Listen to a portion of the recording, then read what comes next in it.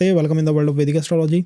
इस सेशन के माध्यम से फिफ्थ हाउस को समझने की कोशिश करेंगे। पंचम भाव में कौन सी राशि आ रही है, फिफ्थ हाउस के स्वामी कौन है और फिफ्थ हाउस में कौन सा प्लैनेट बैठा हुआ है। क्या पॉजिटिव साइड हो सकती है फिफ्थ हाउस की, क्या नेगेटिव साइड हो सकती है। जीवन के महत्वपूर्ण डायमेंशंस के ऊपर फिफ्थ हाउस का इंपैक्ट आता है। बिकॉज फिफ्थ हाउस राज्य की प्राप्ति है, सत्ता की प्राप्ति है, पावर की प्राप्ति है। सूर्य की राशि यहाँ पे आती है और ये राशि इंडिकेट करती है कि आपको प्रैक्टिकल होना है और आपको कहीं ना कहीं उस सत्ता को, उस राज्य को जो है प्राप्त करना है। जब आपका फिफ्थ हाउस अच्छा वर्क करता है तो कुंडली के अच्छे से अच्छे राजयोगास जो है चैनलाइज हो जाते हैं। और फिफ्थ हाउस के लॉर्ड की अगर अंदर स्ट्रेंथ कम हो गई तो जीवन में धोखे, चीटिंग्स की संभावनाएं बहुत ज़्यादा बन जाती हैं। फिफ्थ हाउस फॉरेन सेटलमेंट के लिए बहुत इंपॉर्टेंट हाउस है। फिफ्थ हाउस जॉब में आती हुई स्टेबिलिटी के लिए बहुत इंपॉर्टेंट हाउस है। बिकॉज दशम भाव से अष्टम पे पड़ता है। फिफ्थ हाउस रिलेशनशिप का तो मेन हाउस है, यहाँ से ही वो समर्पण जो है निकल के आता है। फिफ्थ हाउस का स्वामी आपको दिखाता है समर्पण की ऊर्जा को। जब आप कहते हो ना दान करना चाहिए, तो सबसे बड़ा दान इज द बलिदान। बलिदान का मतलब बलि ने किया जो दान। बलि ने लॉर्ड विष्णु को 3 पग में सारी जमीन, सारी जो भूमि है दान में दे दी थी। तो वो है दान, बलि ने जो किया है वो दान। और ये third house, the third house की एनर्जी जो है ना, मैं हर बार आपसे कहता हूँ कि थर्ड हाउस के अंदर प्लैनेट राहु की पावर ज़्यादा होती है। राहु वहाँ राइज करता है। बलि इज द पर्सन या वो एनर्जी जो कि डेमोनिक एनर्जीज को रिप्रेजेंट करती है, उन्हीं का वो लॉर्ड, उन्हीं का वो देव। और थर्ड हाउस के अंदर राहु की ऊर्जा है, 3 पग भूमि। थर्ड से थर्ड हाउस बना लीजिए, आपको क्या मिल जाएगा, पंचम भाव मिल जाएगा। तो पंचम भाव के अंदर कौन सी वाइब्रेशन आई, तीसरे हाउस से भी तीसरा होता है और नवम से नवम होता है। इसमें गुरु की भी वाइब्रेशन होती है। तभी तो गुरु आते हैं लॉर्ड विष्णु को लेके वामन अवतार में कि चलो एक यज्ञ हो रहा है और उस यज्ञ को कौन कर रहे हैं, बलि कर रहे हैं। उस यज्ञ को रोकना होगा, नहीं तो वो स्वर्ग प्राप्त कर लेगा। नवम भाव तक अपनी अप्रोच बना लेगा, नवम भाव को प्राप्त कर लेगा। 9th house is the house of स्वर्ग, वो स्वर्ग का हाउस है। तो पंचम भाव में लॉर्ड विष्णु उसको वचन देते हैं दैट ये सुतल है, इसके अंदर मैं जो है हमेशा प्रेजेंट रहूंगा। और वो भी किस फॉर्म के अंदर, जैसे शेष शैया के ऊपर लॉर्ड विष्णु सोते रहते हैं ना, स्लीप में रहते हैं, वो यहीं पे रहते हैं। इसी के साथ आपको देव उठनी एकादशी की हार्दिक शुभकामनाएं। लॉर्ड विष्णु जो हैं जाग चुके हैं और उन्हीं के साथ साथ देव सत्ताएं जो हैं वापस से अपने प्रभुत्व में, वापस से अपनी पावर को प्राप्त कर रही हैं। आने वाले समय में काफ़ी अच्छे इवेंट आपको होते हुए दिखाई देंगे। और पहला तो इम्पैक्ट यही आया है कि प्लैनेट शनि जो है मार्गी हो गए हैं। तो इन ऊर्जाओं का इम्पैक्ट ग्रहों के ऊपर आता है। इन ऊर्जाओं का इम्पैक्ट ग्रहों के ऊपर आता हुआ आपको दिखाई देता है, जो कि अब आने लगा है। प्लैनेट मार्गी होने लगे हैं, नई नई अप्रोचेस बनाने लगे हैं। तो अब ये समय है गाइस जीवन को रीसेट करने का, जीवन के भाग्य के डायमेंशन को वापस से पुनः समझने का, सेल्फ रियलाइजेशन करने का और अंडरस्टैंडिंग बनाने का कि मेरा जीवन किस डायमेंशन पे, किस वाइब्रेशन के ऊपर चलता हुआ जीवन है। फिफ्थ हाउस की पॉजिटिव बातें, फिफ्थ हाउस की नेगेटिव बातें, सारी चीज़ों को हम इसी सेशन के अंदर कवर करेंगे। नेगेटिव साइड में ये हाउस अगर थोड़ा सा भी पीड़ित हो गया तो ये हाउस बहुत नेगेटिव वाइब्रेशंस को रखता है। बिकॉज इसमें छल कपट और एकदम से राज्य के नुकसान की, या आपने कुछ चीज़ प्राप्त कर ली और उसके खोने की संभावना यहाँ पे होती है। लोग कहते हैं कि भाई रिलेशनशिप्स जो हैं फेल क्यों करती हैं, लव मैरिजेस क्यों नहीं हो पाती हैं, रिलेशंस फेल क्यों कर जाते हैं। द फिफ्थ हाउस की वाइब्रेशन क्या है कि आपने राज्य प्राप्त करा, कोई चीज़ आपने प्राप्त करी, आप उसको सस्टेन कर पाएंगे या नहीं कर पाएंगे, फिफ्थ हाउस आपको बताएगा। फिफ्थ हाउस बिगड़ गया तो वही छल कपट होगा कहीं ना कहीं, किसी न किसी रूप में, और उस सत्ता को, उस राज्य को आप खो देंगे, अपने हाथों से निकलता हुआ देखेंगे। तो फिफ्थ हाउस को समझना चाहिए, जिससे कि आप ये समझ पाएँ कि मेरे राजयोग फलित हो पाएंगे या नहीं फलित हो पाएंगे। कहीं ऐसा तो नहीं है जो चीज़ मेरे हाथ में आई है, जो चीज़ प्राप्त हुई है, वो खो जाएगी या हाथों से निकल जाएगी। फिफ्थ हाउस से उसे समझा जा सकता है। तो कहाँ होता है ये फिफ्थ हाउस? वेल, आप अपनी बर्थ डिटेल्स किसी भी सॉफ्टवेयर में डालेंगे, आपको एक वैदिक ज्योतिष से एक चार्ट मिल जाएगा। एंड डायमंड चार्ट इसे कहते हैं, नॉर्थ इंडियन चार्ट इसे कहते हैं। और इसके अंदर ये जो पर्टिकुलर हाउस है फिफ्थ हाउस, ये हाउस जो है फिफ्थ हाउस कहलाता है। अब इस हाउस के अंदर नई नई राशियाँ आ सकती हैं। 12 हमारे पास राशियाँ हैं। तो इसमें जो नंबर आ रहा है वो आपको एक राशि बता रहा है।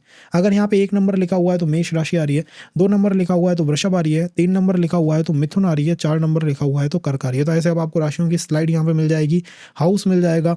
तो आप इससे समझ सकते हैं कि मेरे फिफ्थ हाउस में कौन सी राशि आ रही है और कौन सा ग्रह यहाँ पे बैठा हुआ है। राशि से आपको वो ग्रह मिल जाएगा कि ठीक है मेरे फिफ्थ हाउस का एक स्वामी है और उस स्वामी का नाम ये है, और फिफ्थ हाउस में कोई ना कोई ग्रह आपका बैठा हुआ हो सकता है। जो भी ये ग्रह है ये आपको बताता है कि आपने पिछले जीवन में किस तरह के दान किए हैं। फिफ्थ हाउस पहले मूल रूप से दान का हाउस है, इसमें दान दिया जाता है। आप दान कब देते हैं? जब आपको डर लगता है, फियर आता है, एकदम से भयभीत हो जाते हैं आप। तो फिफ्थ हाउस के बगल में कौन सा हाउस है? छठा हाउस। कि फ्यूचर का फियर जैसे ही पर्सन को दिखा, दान उसने शुरू कर दिए। देखने की बात है कि पंचम से नवम तक एक आग का दरिया बर्थ चार्ट में बना हुआ है। सिक्स्थ हाउस प्रारब्ध, सप्तम भाव मारक, अष्टम भाव ट्रांसफॉर्मेशन। तभी तो बलि यज्ञ करता है, वो कहता है ये सब चीज़ों से मुझे जूझना नहीं है, मुझे तो सीधी जंप लगानी है स्वर्ग पे, नवम भाव पे। नवम हाउस के ऊपर उसे जंप लगानी है और यहाँ पे उसके साथ चीटिंग हो जाती है। तो पंचम भाव में राहु और गुरु दोनों की ऊर्जा समाहित होती है, राहु और गुरु दोनों की ऊर्जा समाहित होती है फिफ्थ हाउस के अंदर, क्योंकि ये थर्ड से थर्ड है और ये नवम से नवम है। नवम भाव में राहु मरण कारक स्थान में होता है और थर्ड हाउस में गुरु मरण कारक स्थान में होता है।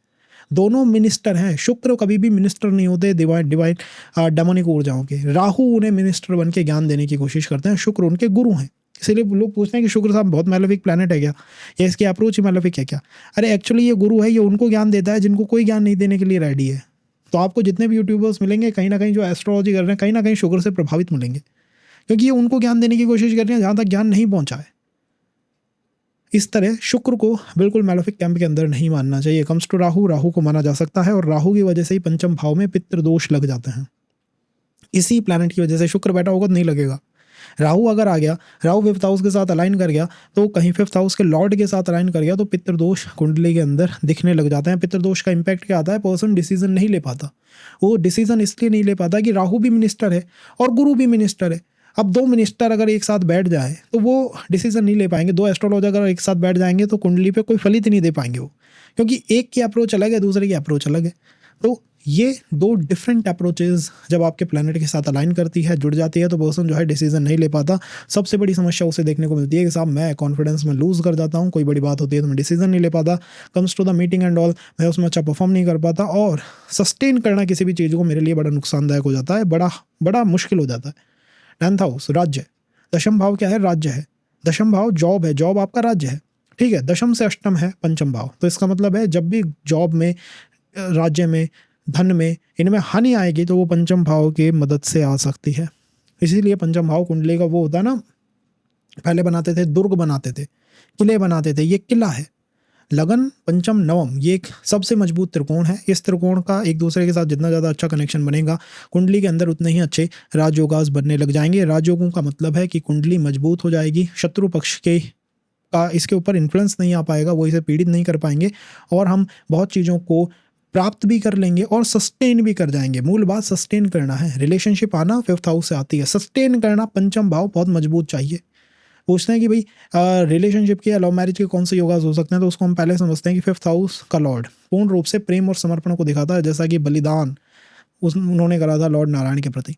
तो वो समर्पण है, ये फिफ्थ हाउस से आता है। जितना अच्छा ये हाउस परफॉर्म करेगा पर्सन उतना ज़्यादा समर्पित हो जाएगा दूसरे के लिए। इस हाउस में एक राशि आ रही होगी, उस राशि का एक स्वामी होगा।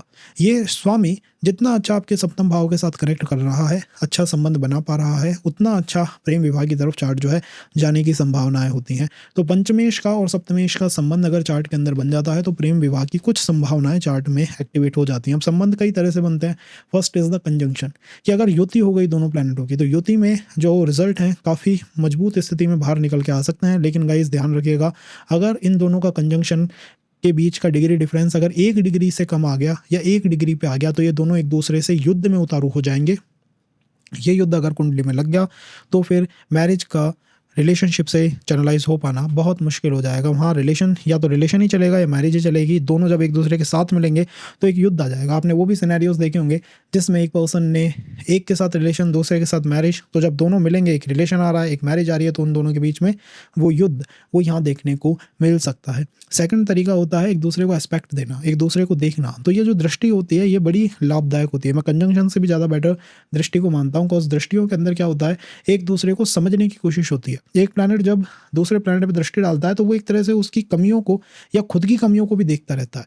जैसे कि कोई प्लैनेट उच्च का है मेष में, तो वो अपनी नीच की राशि तुला को देख रहा है, तो उसकी नीच की, उसके अंदर क्या कमियां हैं उसके ऊपर उसकी नज़र रहती है।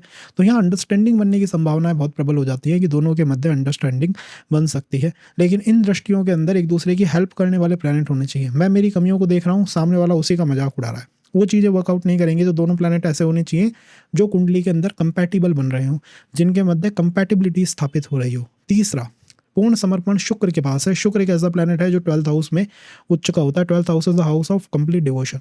तो शुक्र का अगर पंचमेश के साथ किसी भी तरह से संबंध बन जाता है तो चार्ट के अंदर विवाह की संभावनाएं, आप कह सकते हैं कि प्रेम विवाह की तरफ जा सकती हैं। उपयुक्त दशाएं आए तब ही वहाँ से प्रेम विवाह जो है चैनलाइज हो सकता है। फोर्थ पॉइंट, प्लैनेट मंगल।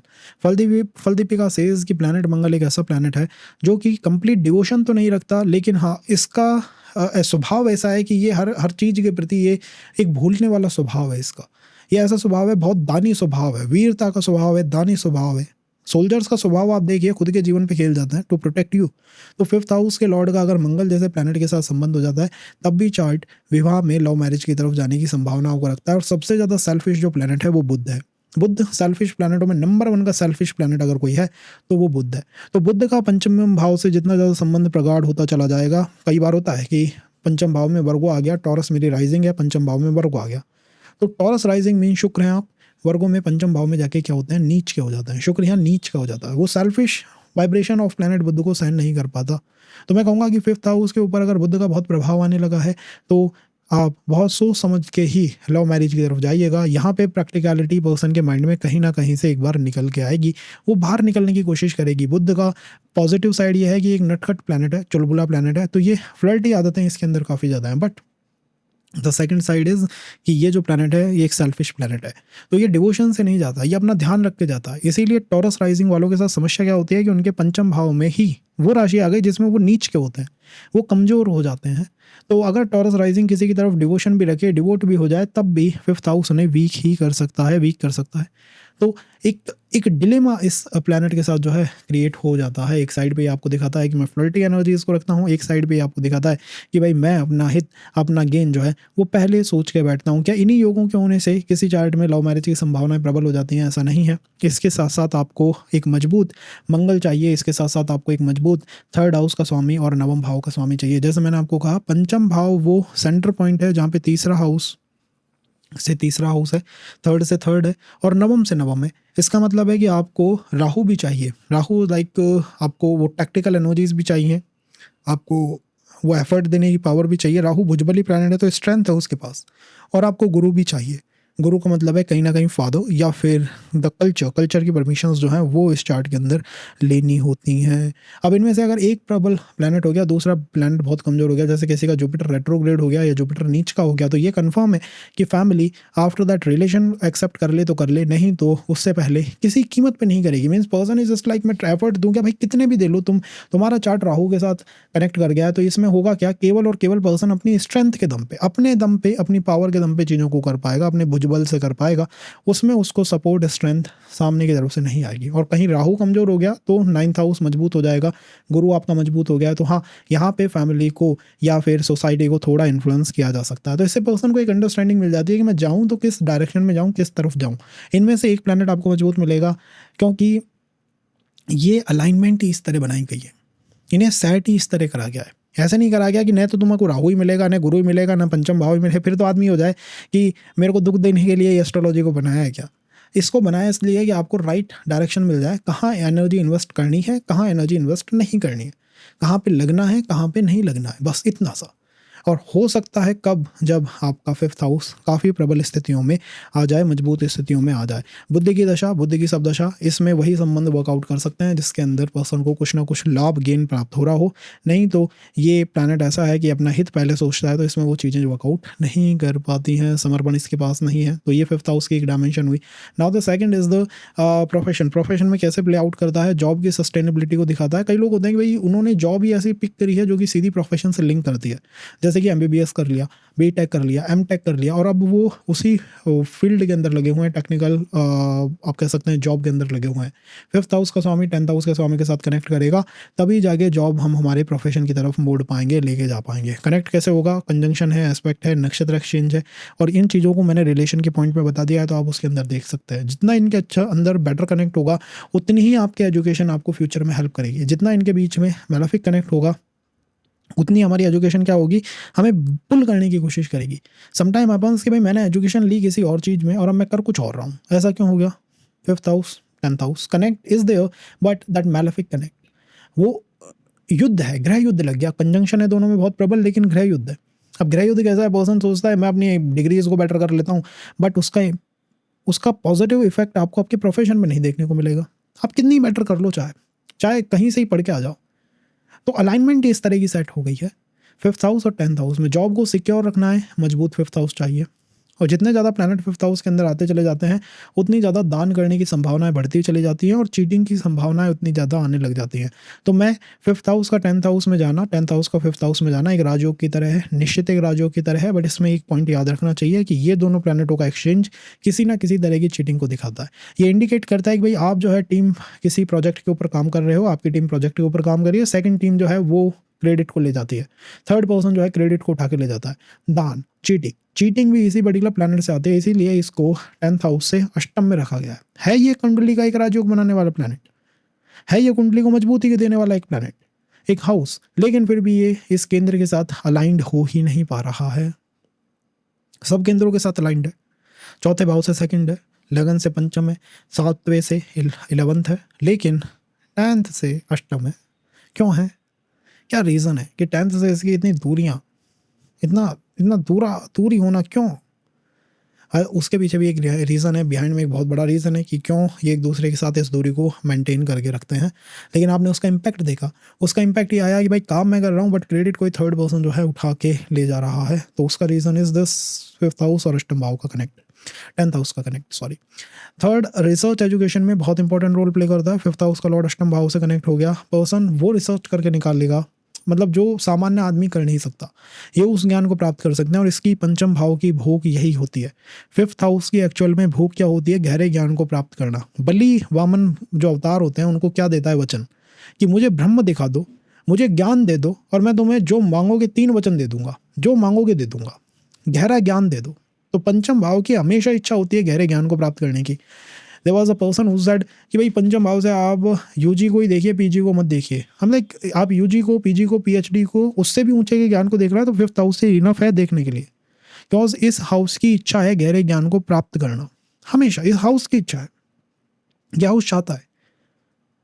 आप यूजी पीजी की बात कर रहे हैं, बलि ने तो भगवान से कहा कि मुझे क्रिएटर के दर्शन करा दो, भगवान दिखा दो मुझे एक बार, तुम जो चाहिए वो ले लो। तो फिफ्थ हाउस जब भी ज़्यादा चैनलाइज होता है पर्सन का, लगन में आ गया, थर्ड में आ गया, अष्टम में आ गया, पर्सन कहता है कि मैं सब कुछ देने के लिए तैयार हूँ, मुझे वो पूर्ण ज्ञान प्राप्त करना है। तो पूर्ण ज्ञान प्राप्त करने की इच्छा इसी पर्टिकुलर हाउस में होती है। इसी से इष्ट देव इसीलिए तय होते हैं।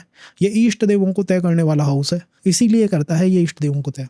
भाई आप अगर मान लीजिए इस जीवन में भगवत गीता पढ़ रहे हैं, ठीक है, तो उसको आपने इतना पढ़ लिया है कि वो आपके कहीं ना कहीं कॉन्शियस के अंदर जाके बैठ गई है। सेकंड में फिर उसी को रिसाइट करोगे, थर्ड में फिर उसी को रिसाइट करोगे, तो वो धीरे धीरे वाइब्रेशन आपकी ईष्ट देव वाइब्रेशन बन जाएगी कि फिर आपको एफर्ट उसमें देने ही नहीं पड़ेंगे ना। कोई नई बुक पढ़ोगे, किताब पढ़ोगे अध्यात्म की, तो उसमें एफर्ट देने पड़ेंगे, बट इसमें नहीं देने पड़ेंगे। ये भी लाइक अरे यार ये तो हम कर आ रहे हैं। हमने तो ऐसे ऐसे लोग देखे हैं जो आप तो सीधा सीधा पढ़ते हैं, वो उल्टा बता देंगे, उल्टी आप नंबर बता दीजिए, उस चौपाई को उल्टा तक पढ़ के बता देंगे। इतनी पावर कैसे? क्या उन्होंने कुछ ज़्यादा पढ़ लिया? नहीं, वो उसी को करते हुए आ रहे हैं। तो एक देवता के साथ हमारा वो कनेक्शन स्थापित हो जाता है। पाराशर जी के जो इष्ट देव हैं, जैमिनी जी के जो इष्ट देव हैं, दोनों में फ़र्क है। जैमिनी जी के इष्ट देव आपके कर्मों को काटते हैं, पाराशर जी के इष्ट देव जो हैं वो आपको अपने पिछले जीवन के साथ कनेक्ट स्थापित करने में मदद करते हैं। दोनों में ये फ़र्क है बस। नहीं तो वहाँ आत्मकारक से निकलते हैं, यहाँ पंचम भाव से निकलते हैं। तो ये हुआ फॉर द एजुकेशन के एजुकेशन के लिए बहुत इंपॉर्टेंट हाउस है, किसी भी तरफ आपको मोड़ सकता है। इस हाउस से ही एजुकेशन की सारी वाइब्रेशंस जो है वो सेट होती हैं। तो relation, profession, education, foreign travel के अंदर आप देख सकते हैं कि फिफ्थ हाउस जो है फोर्थ हाउस से सेकंड है। तो fourth house is the house of मेरी फैमिली, मेरा घर, मैं घर बनाने के लिए इन्वेस्ट कर रहा हूँ। तो जब बात आती है पीआर की तब फिफ्थ हाउस को देखा जाता है। जब बात आती है प्रॉपर परमानेंट सेटलमेंट की तो फिफ्थ हाउस को देखा जाता है। केवल इसी कुंडली के नहीं, D4 चार्ट के भी फिफ्थ हाउस को ही देखा जाता है टू अंडरस्टैंड कि भाई permanent settlement is there possible और नॉट। जैसे मैंने कहा सुख प्राप्त, सुख रह हाउस का लॉर्ड अगर फर्स्ट हाउस के अंदर आ जाए तो देखिए फर्स्ट हाउस क्रिएटर का हाउस है, ब्रह्म का स्थान है, यहाँ से क्रिएशन स्टार्ट होती है। एक पर्सन अपने बर्थ चार्ट को बनाता है और वो सेट करता है कि मैं इस दुनिया को क्या क्या दूंगा, मेरी सप्लाई क्या है। लगन कुंडली का फर्स्ट हाउस सप्लाई को दिखाता है कि मैं इस दुनिया को क्या देने के लिए आया हूँ। जब पंचमी छुट के आपकी लगन के अंदर आ गया तो पर्सनालिटी के ऊपर फिफ्थ हाउस के लॉर्ड का इम्पैक्ट इंक्रीज होने लग गया। पॉजिटिव साइड में ये इम्पैक्ट दिखाता है कि एक पर्सन यहाँ पे इंटेलेक्चुअल पर्सन हो सकता है, फुल्ली जुपिटर के साथ अलाइन कर रहा है वो पर्सन। क्यों कर रहा है? क्योंकि फिफ्थ हाउस का जो स्वामी है अपने से नवम हाउस 9 हाउसेज आगे जाके बैठा हुआ है और एक राजयोगों को उसने लगा दिया है। जुपिटर की एनर्जी पर्सन के अंदर दिखाई देती है। अंदर जुपिटर की एनर्जी मीन्स कि हमारी एज कम हो सकती है बट हमारे अंदर वो जुपिटर जो है रिफ्लेक्ट होगा, चाहे वो ज्ञान में रिफ्लेक्ट हो, बातों के अंदर रिफ्लेक्ट हो, चाहे वो हमारी बुद्धि के अंदर रिफ्लेक्ट हो, हमारी वर्क स्टाइल के अंदर रिफ्लेक्ट हो, बट जुपिटर जो है रिफ्लेक्ट होने लगेगा। प्रोफेशन के ऊपर इसका इम्पैक्ट आएगा, एजुकेशन के ऊपर इसका इम्पैक्ट आएगा, और हर तरफ जुपिटर की ऊर्जा जो है प्रबल होती हुई चली जाएंगी। कोई सी भी ऐसी वर्क करना जिसमें इंटेलेक्चुअल एनर्जीज बहुत ज़्यादा यूज़ होती हैं, जिसके अंदर कंसल्टेशन की एनर्जीज बहुत ज़्यादा यूज़ होती हैं, या फिर जुपिटर की मूल ऊर्जा हीलिंग की ऊर्जा, किसी की हेल्प करने की ऊर्जा यूज़ होती है, वहाँ पे इस ऊर्जा को ज़्यादा से ज़्यादा यूज़ किया जा सकता है, प्रयोग किया जा सकता है। वहीं अगर आप इस जुपिटर के एंटा इसके अपोजिट चले गए, बिल्कुल विरोध में चले गए, इट्स लाइक मैं ना किसी को ज्ञान दूंगा ना किसी को कुछ बताऊंगा, तो वो एक डिस्टर्बेंस बना सकता है। और होता यही है विद टाइम पर्सन को क्या महसूस होता है, रियलाइज़ होता है कि हर पर्सन जो मेरे जीवन में आता है कहीं ना कहीं मुझे चीट करके जाता है, धोखा दे के चला जाता है। और वो इसलिए महसूस होता है कि फिफ्थ हाउस की मूल वाइब्रेशन ही चीटिंग की वाइब्रेशन है, धोखे देने की वाइब्रेशंस हैं यहाँ पे। तो जब आपकी लगन के अंदर आए तो पर्सन विद टाइम अपने आप को इंट्रोवर्ट होता हुआ देखता है। वो देखता है कि नहीं यार, मैं इंट्रोवर्ट होने लगा हूँ, मैं उतना खुल नहीं पाता हूँ, लोगों के साथ उतनी बातचीत नहीं कर पाता हूँ। क्यों नहीं कर पाता हूँ? The only reason I feel कि भाई कहीं मुझे कोई चीट ना कर ले, कहीं कोई मेरा ज्ञान ना ले जाए, मेरी बुद्धि को ना ले जाए, मेरे ज्ञान को ना ले जाए, या कोई पर्सन जो है वो नज़र ना लगा दे मैंने जिस चीज़ को प्राप्त करा है उसके ऊपर। ये फिफ्थ हाउस के अंदर आया हुआ फर्स्ट हाउस का लॉर्ड इंडिकेट करता है। यहाँ पे पर्सन ने समर्पण कर रखा है, उसका पूर्ण एक समर्पण है, समर्पण टू द क्रिएटर, स्वयं के प्रति समर्पण है। और स्वयं ने भी जुपिटर के टूवर्ड समर्पण करा है, मीन्स ज्ञान के प्रति समर्पण करा है। हो सकता है कि आपका जो वर्क हो वो इस तरह का वर्क अलाइन हो जाए कि भाई आपको लोगों को जो ज्ञान है वो देते रहना है। यहाँ इस तरह का वर्क जो है पर्सन के साथ अलाइन हो सकता है, उसे वो काम करने की कोशिश करनी चाहिए, चाहे साइड हसल में करे, साइड रूप में करे, लेकिन जुपिटर से रिलेटेड काम आपको करने चाहिए। बिकॉज यही एक जुपिटर प्लैनेट है जो कि हमें ऊंचाइयों पे ले जा सकता है। हम अगर जुपिटर के साथ अलाइन होते हैं तो क्या होगा, हमें 6th house, 7th house, 8th house के डिस्टर्बेंस को सहन नहीं करना पड़ेगा। छठा भाव हेल्थ के इश्यूज़ का है, 7th हाउस हमारा क्या अष्टम भाव ट्रांसफॉर्मेशन का हाउस है, तो हम एक जंप लगा पाएंगे, हम अपने भाग्य को और फुल पे चैनलाइज कर पाएंगे। फर्स्ट हाउस के अंदर मंगल की ऊर्जा होती है, तो मंगल और गुरु का कनेक्ट आप यहाँ पे देख रहे हैं, मंगल और फिफ्थ हाउस का कनेक्ट यहाँ पे देख रहे हैं। और फिफ्थ हाउस की वाइब्रेशन पे जब भी मंगल का प्रभाव इंक्रीज होने लगता है तो होता क्या है, ये पर्सन जो है कम्स टू अ पॉइंट की या तो सही डिसीजन नहीं ले पाएगा। मीन्स औरों को एडवाइस देने के लिए बहुत अच्छी अलाइनमेंट है ये, बट कम्स टू यू, आप वहाँ पे डिसीजन लेने में बहुत ज़्यादा आनाकानी सी महसूस करने लगेंगे कि भाई नहीं ले पाता। एंड द सेकंड क्या होता है कि मंगल का इन्फ्लुएंस इंक्रीज होने लगा है फिफ्थ हाउस के लॉर्ड के ऊपर, तो फिफ्थ हाउस का लॉर्ड थोड़ा सा डिस्टर्बिंग वाइब्रेशंस के अंदर आ जाता है। और वो डिस्टर्बिंग वाइब्रेशन आपको इस तरह दिखाई देंगी कि रिलेशनशिप साइड में मैं एफर्ट डालता हुआ जा रहा हूँ, but comes to the final वहाँ कुछ वर्कआउट नहीं कर पा रहा, या मुझे चीज़ें जो है बहुत जल्दी क्रिएट कर देनी है, जल्दी से वर्कआउट करा देनी है। या आपका पर्सन ऐसा हो सकता है जिसके अंदर मंगल की ऊर्जा है, वो मंगल रिफ्लेक्ट होगा वहाँ पे, कहीं ना कहीं मंगल फिफ्थ हाउस की वाइब्रेशन के ऊपर रिफ्लेक्ट होता हुआ दिखाई देगा। प्रोफेशन की अगर हम बात करेंगे तो वहाँ पे भी मंगल जो है रिफ्लेक्ट हो रहा है। मंगल रिफ्लेक्ट का मतलब है कि आप या तो काम करने में समय लेते हैं या काम बहुत जल्दी कर देते हैं, और ऑल द टाइम जो डेडलाइन ऑफ द प्रोजेक्ट है उससे या तो हम बहुत पहले हो जाते हैं या बहुत ज़्यादा लेट हो जाते हैं। तो एक डिस्टर्बेंस आता है, and that disturbance is kind of cheating कि भाई काम तो मैंने करा, पूरा करा, लेकिन फिर भी जो क्रेडिट है उठ के दूसरे पर्सन के पास चला गया, तीसरे पर्सन के पास चला गया, जस्ट कॉज ऑफ दिस मंगल। तो मंगल और जुपिटर को पर्सन अगर अलाइन कर ले, अगर इन दोनों प्लैनेटों को अलाइन कर ले आप, तो ये फिफ्थ हाउस का लॉर्ड आपके लिए बहुत हेल्पफुल हो सकता है। और जितने ये दोनों प्लैनेट एक दूसरे के अपोजिट होंगे, अगर कुंडली में 6-8 का योग लगा के बैठ गए, 2-12 का योग लगा के बैठ गए, तो होगा क्या कि वो अलाइनमेंट हेल्प नहीं कर पाएगी, वो अलाइनमेंट हमारी मदद नहीं कर पाएगी। हम किसी को ज्ञान देंगे, बट हमारा ज्ञान देना ऐसा होगा कि हम बहुत जल्दी जल्दी ज्ञान देते हैं उसको, या जो सामने ज्ञान लेने आ रहा है, बात करने आ रहा है, उसके अंदर मंगल की ऐसी एनर्जी है कि भाई कुर्सी पे ही नहीं बैठता, ये सुन ही नहीं पाता मेरी, इसके अंदर का एग्रेशन ही मेरे समझ नहीं आता। ये डिस्टर्बेंस पर्सन के आसपास क्रिएट होने लग जाता है और उससे वो परेशान होने लग जाता है एक्चुअली। बिकॉज पंचम भाव है, लगन के अंदर बैठा हुआ है, तो पर्सन ने पिछले जीवन में भी दान धर्म बहुत करा है। मीन्स दान धर्म करने में पर्सनालिटी ने कोई कमी नहीं छोड़ी, और वो भी स्वयं की बॉडी को लगा के। तो एक तो होता है दान जिसमें आप एनजीओ को चंदा दे दें, और एक होता है दान जिसमें आप घर से उठ रहे हैं, सामान बना रहे हैं और लेके जा रहे हैं। तो पर्सन ने ये काम करे हैं जिसमें उसने दान जो है काफ़ी ज़्यादा पिछले टाइम पे ट्रिगर अप करा है। ऑकल्ट एस्ट्रोलॉजी की अगर आप बात करें, अध्यात्म की बात करें, तो ये one of the best refined alignment है इन चीज़ों को सीखने के लिए। ये क्यों है? क्योंकि पंचमेश इंडिकेट करता है मैं बहुत ज्ञान प्राप्त करना चाहता हूँ। जब वो लगन में आके बैठा तो उसने क्या कहा क्रिएटर से कि मुझे ज्ञान दे भाई, मुझे ज्ञान दे, मुझे ज्ञान प्राप्त करना है। तो यहाँ पर्सन की वो वाइब्रेशन है, वो चाहता है उस ज्ञान को प्राप्त करना इस चार्ट के अंदर। तो कुछ अच्छी वाइब्रेशंस हैं जो यहाँ पे बहुत चार्ट में सेट हुई हैं। यहाँ पे फिफ्थ हाउस में और लगन में जैसे ही पंचमेश आएगा, वो 7th एस्पेक्ट 7th हाउस के ऊपर देगा, उसके ऊपर वो एस्पेक्ट देगा। तो यहाँ पर आपको 7th हाउस से थोड़ा संभल के रहना चाहिए, बिकॉज जिस पे उसका एस्पेक्ट जा रहा है, मैंने आपको एक चीटिंग का पॉइंट बताया था, दैट इज द चीटिंग की एनर्जीज, धोखे की एनर्जीज। तो बिजनेस में पार्टनर से, मैरिज के अंदर थोड़ा सा, मैं कहूँगा थोड़ा सा ही हो सकता, अगर शुक्र पीड़ित हो गया या 7th हाउस और डिस्टर्ब हो गया तो इंक्रीज़ कर दें आप इस पॉइंट को। बट हाँ, स्केप्टिकल होना चाहिए, थोड़ा सोच समझ के प्रैक्टिकल होकर उस चीज़ के अंदर आपको आगे बढ़ना चाहिए।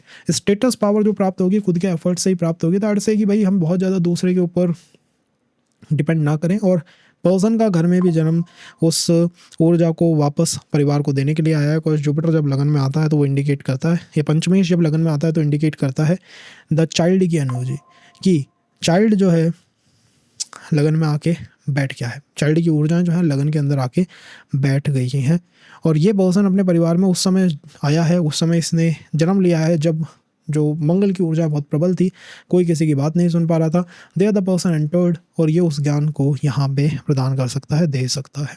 अगर ये सेकंड हाउस के अंदर आ जाए कि 5th हाउस का लॉर्ड है, सेकंड हाउस में आ गया, तो पंचम भाव और सेकंड हाउस का कनेक्शन एक तरह का राजयोग फॉर्म हुआ है। और ये राजयोग आपको धन के मैटर्स में, फैमिली के मैटर्स में, स्पीच के मैटर्स में काफ़ी ज़्यादा हेल्प करेगा। सेकंड हाउस को आप क्या कहते हैं कि भाई सप्तम से अष्टम है, मीन्स मैरिज की सस्टेनेबिलिटी को दिखाता है। और पंचम भाव बुद्धि है, तो पर्सन अपनी बुद्धि का पूर्ण योग करता है, यूज़ करता है कि भाई मैरिज को सस्टेन कर देंगे, इन लॉज के साथ अच्छे संबंध बना देंगे। और उसकी एनर्जीज यही इन्वेस्ट होती है मैरिज के डायमेंशन में, कि वो इन चीज़ों को सेटअप करने के अंदर लगा रहता है। रिलेशनशिप की वाइब्रेशन यहाँ पे आ सकती है, बिकॉज पंचमेश की मूल भावना प्रेम की और समर्पण की भावना है, त्याग की भावना है, वो सेकंड हाउस में आके बैठा हुआ है। तो पर्सन अपनी फैमिली वैल्यूज से भी बाहर निकलने की कोशिश कर सकता है। और जैसे जैसे आप एज इंक्रीज होगी ना, ये चीज़ें थोड़ी सी रिवर्स होती जाएंगी। क्यों रिवर्स होती जाएंगी? शुरुआत में पर्सन क्या करेगा, 5th हाउस की एनर्जी को चैनलाइज करेगा। वो कहेगा भाई मुझे अपनी तरफ से समर्पण करना है, फैमिली वैल्यूज़ की तरफ चलना है, और फैमिली को मतलब कह सकते हैं कि और दूसरी एनर्जी, दूसरे कल्चर, दूसरी प्रभाव, उन चीज़ों से भी कनेक्ट करना है। तो यहाँ पे पर्सन अपनी तरफ से रेडी रहता है, comes to the family values, वहाँ पे वो थोड़ा सा डिक्रीज कर सकता है चीज़ों को शुरुआत में। तो रिलेशनशिप की वाइब्रेशंस यहाँ पे अपने आप सेट हो जाती हैं। थर्ड, आप अगर प्रोफेशन की बात करें तो देखिए 5th हाउस का स्वामी एजुकेशन को रिप्रेजेंट करता है। सेकंड हाउस धन कमाने में उसने अपनी एजुकेशन को इन्वॉल्व करा है। 10th house is the house of profession, 10th से सेकंड हाउस कौन सा है, पंचम है। तो दशम से पंचम की वाइब्रेशन सेकंड हाउस में, इट मीन्स कि सेकंड हाउस भी कहीं ना कहीं एक पंचम हाउस है, किसके लिए, दशम भाव के लिए, प्रोफेशन के लिए। तो पंचमेश का सेकंड हाउस के अंदर आना 10th हाउस से 5th पड़ता है। आप ये समझ सकते हैं कि ये वाइब्रेशन मूल रूप से अपनी एजुकेशन का यूज़ करके प्रोफेशन को बनाने की वाइब्रेशन है। यहाँ पे पर्सन अगर कहे कि मैं फैमिली का सपोर्ट ले लूँ या मैं कहीं थर्ड पार्टी से सपोर्ट ले लूँ, मैं कहूँगा बेस्ट आपके लिए ऑप्शन ये रहेगा कि आप अपनी ही एजुकेशन का यूज़ करें, अपने ब्रेन का यूज़ करें। और जब चीज़ें वर्कआउट ना कर पा रही हूँ धन के मैटर्स में, तो दान करें अपनी तरफ से कुछ। दान का बहुत महत्व है सेकंड हाउस के मैटर्स में, तो अपनी तरफ से कुछ दान करना चाहिए, जैसे कि आपका सेकंड हाउस जो है फुल वाइब्रेशन के ऊपर चैनलाइज हो पाए। कई बार होता है पर्सन स्ट्रक हो जाता है। देखिए दशाएं मैटर करती हैं गाइस, किसी की अच्छी दशा चल रही है तो वो सेकंड हाउस को आप ले जाएगी, डाउन चल रही है तो डाउन कर देगी। जो पीड़ित है वो क्या कर सकता है कि कोई दान कर सकता है, फूड रिलेटेड आइटम्स का दान किया जा सकता है, बिकॉज पिछले जीवन के अंदर आपने फूड एंड ऑल इन चीज़ों का बहुत भर भर के दान करा अपनी तरफ से। तो ये वाइब्रेशंस जितना हम शुरुआत में डिसीजंस को ले लें, आई थिंक 20s में 30s में, उतनी बेटर है। नहीं तो फिर क्या होगा, विद टाइम ये चीटिंग्स को इंक्रीज करने लग जाती हैं, चीटिंग होने लग जाती है। चीटिंग किस तरह की होगी कि सेकंड हाउस में 5th हाउस का स्वामी चला गया, धन के मैटर्स में, फैमिली के मैटर्स में, तभी तो पर्सन क्या करता है, जैसे जैसे उसकी एज इंक्रीज होने लगती है वो खुद ही एक डेडलॉक, एक ब्लॉक बन जाता है। एक ब्लॉक बन जाता है कि भाई मैं मेरी फैमिली वैल्यूज़ को घटने नहीं दूंगा। जो शुरुआत में खुद कह रहा था कि मैं बाहर जा सकता हूँ रिलेशंस एंड ऑल के अंदर, लेकिन उसको इतने रिजेक्शंस आए या उसको झटके लगे, इवन इन द फैमिली कुछ ऐसे चैलेंजेस, या फैमिली को कुछ चीटिंग्स का सामना करना पड़ा, फाइनेंशियल चीटिंग्स का सामना करना पड़ा, रिलेशनशिप्स के अंदर चीटिंग्स का सामना करना पड़ा, तो पर्सन की बुद्धि चेंज होती है। द पर्सन फील्स कि नहीं मुझे मेरी फैमिली वैल्यूज़ को प्रोटेक्ट करना है। तो जितनी जल्दी आप इसको चैनलाइज करें, जितना बेटर आप इसको बना के रखें, उतना ही बेटर सेकंड हाउस वर्कआउट करेगा। नहीं तो अगर हम दान नहीं करेंगे फूड का, दान नहीं करेंगे 5th हाउस से रिलेटेड एनर्जीज़ का, तो होगा क्या, कहीं ना कहीं से वो एनर्जीज जो है खींच ली जाएंगी, वो निकाल लिया जाएगा सेकंड हाउस में से पैसा। तो वो करना चाहिए, आई थिंक वो बहुत हेल्पफुल हो सकता है। नहीं तो आप कोई प्लॉट बुक करने गए, आप कहीं फूड परचेज़ करने गए, या आप कहीं आप कह सकते हैं कोई फ़ोन ख़रीदने गए, वहाँ टैक्सेस में इधर से उधर मतलब पैसा जो है इन चीज़ों के अंदर जा सकता है, चीटिंग रूप में जा सकता है। तो उसका हमें ध्यान रखना चाहिए। 5th हाउस के लॉर्ड के ऊपर वीनस की वाइब्रेशन आई है, सेकंड हाउस में वीनस होता है, तो यहाँ पर्सन अपनी पूरी बुद्धि का यूज़ करता है हर चीज़ को सस्टेन करने के अंदर। तो सस्टेन करने की वैल्यूज़, फैमिली वैल्यूज़ इन लोगों के अंदर काफ़ी ज़्यादा होती हैं। मैं कहूँगा शुक्र की भी वाइब्रेशन है, तो शुक्र और पंचमेश जितना अच्छा आपके चार्ट के अंदर कनेक्शन बना रहे हैं उतने अच्छे राजयोगास का फल आपको मिलेगा। अगर ये दोनों प्लैनेट एक दूसरे से 6-8 हो गए, 2-12 हो गए, तो वो वाइब्रेशन जो है डाउन हो जाएगी इस पर्टिकुलर राजयोगा की। तो शुक्र कितना बेटर है, शुक्र का मतलब है आपका फेस, आपकी स्पीच कितनी बेटर है, ये डिसाइड करेगी आपके प्रोफेशन में आपको कितनी ग्रोथ मिल सकती है, ये डिसाइड करेगी कि रिलेशनशिप में चीज़ें आगे जा सकती हैं या नहीं जा सकती हैं। यहाँ समर्पण शुक्र के टुवर्ड है, सेकंड हाउस के टुवर्ड है, तो पर्सन हो सकता है अपनी फैमिली के टुवर्ड समर्पित हो, और जिसको सब पंचमेश देख रहा होता है उसके तरफ समर्पण जो है उसके कुछ न कुछ कमी होती है या वहाँ से कोई दिक्कत आने की संभावना होती है। तो यहाँ पे भी अगर वर्सेस बनेगा तो वो क्या बनेगा, आपकी फैमिली वर्सेस द स्पाउस की फैमिली, इन लॉज, अष्टम, सेकंड अष्टम को देख रहा है, एंसेस्ट्रल प्रॉपर्टी, वहाँ पर कुछ प्रॉब्लम्स आने की संभावना है इस अलाइनमेंट के अंदर रहती है। दो फिफ्थ हाउस के जो दृष्टि होती है बड़ी हेल्पफुल दृष्टि होती है, बट देयर ऑल्सो ऐसे कि भाई ये दृष्टि ही है जिसमें सारी चीटिंग की व्यवस्थाएं चैनलाइज होती है। क्यों? क्योंकि वामन अवतार के समय बलि कहता है कि मुझको आप भगवान के दर्शन करा दीजिए, उनको दिखा दीजिए, देखना, सेवंथ एस्पेक्ट देखना, देख के जरा अष्टम को। तो ये अष्टम है, अष्टम मीन्स रिसर्च करना। कई ऐसे भी लोग मिलेंगे आपको बहुत गहरी गहरी रिसर्च करके बैठे हुए हैं बट उसका कोई फ़ायदा नहीं हुआ, हो सकता है ये अलाइनमेंट हो। ऐसे लोग मिल सकते हैं कि भाई इन लॉज की तरफ हम डिवोट करने लगे बट उसका कोई फ़ायदा नहीं हुआ।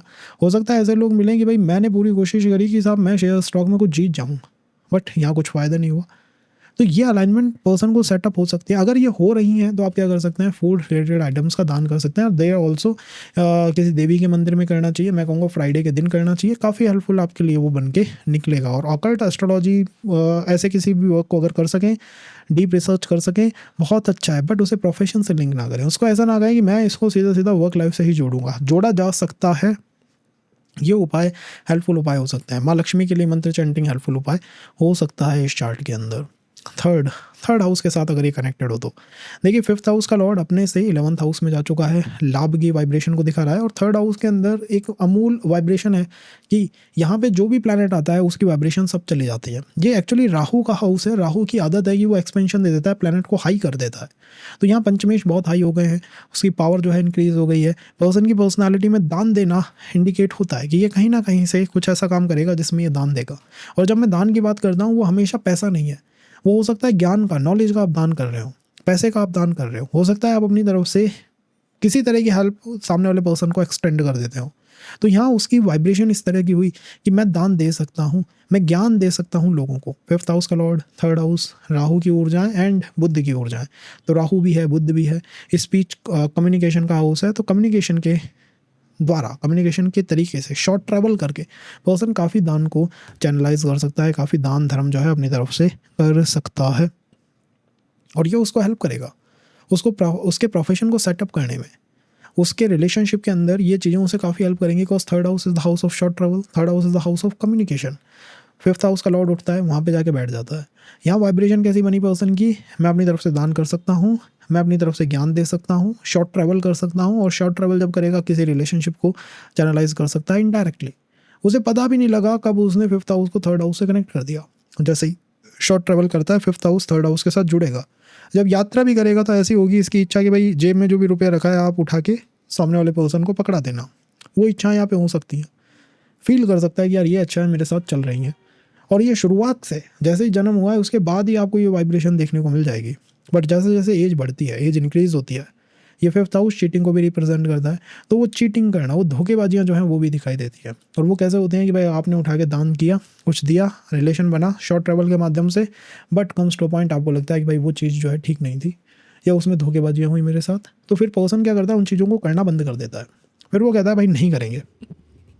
तो एक समय पे जब वो कर रहा था और एक समय पे उसने उसे बंद कर दिया।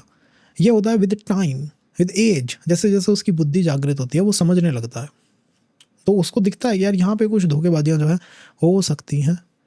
Third house house of communication है, तो मैं कहूँगा ज्ञान देने में ये लोग बहुत ऊंची ऊंची ऊर्जा को रखते हैं। बहुत ऊंचा ज्ञान जो है वो ये आराम से किसी भी पर्सन को दे सकते हैं। और इनका ज्ञान ऐसा होगा जो सामने वाले को समस्याओं से बचाए। तो जितने भी आपको कंसल्टेशन करने वाले या फिर दिखाई देंगे कि भाई ये कोई लॉयर है या फिर किसी लीगल फर्म के अंदर काम करता है या फिर किसी एस्ट्रोलॉजी फर्म के अंदर काम करता है, तो उनके अंदर यहाँ देखने को मिल सकता है फिफ्थ हाउस और थर्ड हाउस का कनेक्ट। बिकॉज उसकी स्पीच ऐसी है जो ज्ञान देने के साथ साथ दूसरे पर्सन को किसी चीटिंग से बचा रही है, किसी धोखे से बचा रही है। तो धोखे जहाँ पे हो सकते हैं वहाँ पे ये लोग काफ़ी अच्छा आपको वर्क करते हुए दिखाई देंगे। लीगल फर्म्स के अंदर काफ़ी अच्छा वर्क करते हुए दिखाई देंगे। राहु की ऊर्जा बहुत प्रबल है आपके पंचम भाव के स्वामी के ऊपर। जितनी भी एजुकेशन प्राप्त करेंगे मूल रूप से राहु की वजह से ही होगी। मूल रूप से उसके अंदर राहु का टच मीन्स टेक्नोलॉजी दिखाई देगी, ऑनलाइन प्राप्त करना दिखाई देगा, और हो सकता है वहाँ पे भी हमने चैलेंजेस को फेस करा हो just cause of the health की वजह से। कॉज तीसरे हाउस में जुपिटर तो वर्क कर ही नहीं पा रहा, तो एजुकेशन में चैलेंज क्या आया, हेल्थ, या फिर गुरु टीचर ही चैलेंज बन गया। कई बार गुरु भी रेट्रो देखने को मिल सकता है यहाँ पे, या अस्त देखने को मिल सकता है, पीठ देखने को मिल सकता है। क्यों? क्योंकि एक प्लैनेट के साथ पर्सन साइड कर गया, वो है राहु। तो यहाँ पे एजुकेशन में राहु का इन्फ्लुएंस बहुत असर्ट होता है, बहुत ऊंचा देखने को मिलता है कि भाई राहु इसकी ज्ञान को, इसकी बुद्धि को जो है प्रभावित करने पे उतारू हो गया है, इसके पंचम भाव को प्रभावित करने पे उतारू हो गया है। राहु यहाँ पे बैठ के, मतलब 5th हाउस का लॉर्ड यहाँ पे बैठ के कहाँ दृष्टि लगा के बैठा हुआ है, 9th हाउस के ऊपर। जहाँ पे भी दृष्टि होती है वहाँ से किसी तरह के चीटिंग का फियर जो है बाहर निकल के आता है। तो 9th हाउस के ऊपर यहाँ पे दृष्टि हो गई। 9th हाउस क्या है? 9th हाउस लॉन्ग ट्रेवल भी है, फॉरेन ट्रेवल भी है। 9th हाउस आपके गुरु का हाउस भी है, और 9th हाउस जो है वो कहीं ना कहीं फादर को भी रिप्रेजेंट करता है। तो यहाँ पे फादर के साथ चीटिंग होना मीन्स फादर को फैमिली में जो हिस्से मिलते हैं उसमें यहाँ एक चैलेंज देखने को मिल सकता है कि भाई यहाँ कोई परेशानी तो नहीं आई थी, या जॉब सर्विस में उनको कुछ ग्रोथ मिलने वाली थी, कोई डाउन फेस आ गया, कुछ डाउन हो गया कि एकदम से कोई थर्ड पर्सन को वो क्रेडिट मिल गया, उनको नहीं मिल पाया। तो हमारा एक्सपेंड होना चाहिए, हमारा एक व्यू होना चाहिए कि भाई इन पर्सन को हमें हमेशा हेल्प करनी है अपने जीवन में। मंगल की ऊर्जाएं भी आपको 3rd हाउस में दिखाई देंगी। मंगल बहुत प्रबल होता है, तो ये लोग जो हैं पर्सनालिटी में काफ़ी मजबूत पर्सनालिटी के होते हैं। और मैं ये कह सकता हूँ कि यहाँ पे पर्सन एफर्ट करने से नहीं हारेगा, चाहे रिलेशन के मैटर हो चाहे प्रोफेशन के मैटर हो, वो एफर्ट देने से नहीं हारेगा, बिकॉज उसके पास राहु का प्रबल ऊर्जा है, प्रबल बाहुल्य है। कलयुग राहु का ही है। तो ये समझिए कि जिसकी तरफ आपने साइड करा है वो इस युग का लॉर्ड है। तो इस युग में जो भी चेंजेस आ रहे हैं, चाहे वो चैट जीपीटी हो, एआई हो, चाहे वो एडवांसमेंट हो रही है कोडिंग में, प्रोग्रामिंग में, बिटकॉइन हो गए, क्रिप्टो माइनिंग हो गई, ये सारी चीज़ें आपकी हेल्प करेंगी। बस आपने उसकी तरफ साइड करा है, और आपको ये फील होगा भाई इंसान तो शायद चीट कर जाएगा, ये चीज़ें शायद नहीं करें। यहाँ ये भी फील हो सकता है पर्सन को। तो ये वो फीलिंग्स हैं जो बाहर निकल के आई हैं। ओवरऑल समर्पण, डिवोशन जो है वो मैं कहूँगा, डिवोशन यहाँ पे इंसानों की फॉर्म के अंदर कहीं ना कहीं अपने सिबलिंग्स की तरफ पर्सन को दिखाई दे सकता है कि सिबलिंग्स की तरफ डिवोशन है या फादर की तरफ डिवोशन है, ये पर्सन को देखने को मिल सकता है। मतलब हो सकता है कि बाहर से कुछ ना कुछ बुराई करें, लेकिन अंदर से दे आर जस्ट फुल्ली, मतलब वो कुछ बुरा नहीं सुन सकते उनके बारे में। एंड ये 3rd हाउस जो है अष्टम से भी अष्टम है, तो यहाँ पे स्पिरिट्स का बहुत बहुत बहुत भयानक प्रभाव होता है। तो आत्माओं के अंदर काम करने के लिए अगर कोई कहे कि कोई तांत्रिक बनने के लिए या आत्माओं के ऊपर काम करने के लिए कोई अलाइनमेंट बताओ, तो आई वुड से कि भाई 5th हाउस का लॉर्ड 3rd हाउस से कनेक्ट होना चाहिए। ये वो अलाइनमेंट है जो इन ऊर्जाओं की तरफ आपको ऐसे ले जाएगी, आपको पता भी नहीं लगेगा। तो ये बहुत अच्छा प्रभाव हमें 5th हाउस का 3rd हाउस के साथ कनेक्शन में देखने को मिलता है। आगे इसे और गहराई से समझेंगे, उसके लिए क्या करना है, लाइक शेयर सब्सक्राइब कमेंट में करना है कि सीरीज़ को आप कंटिन्यू करें।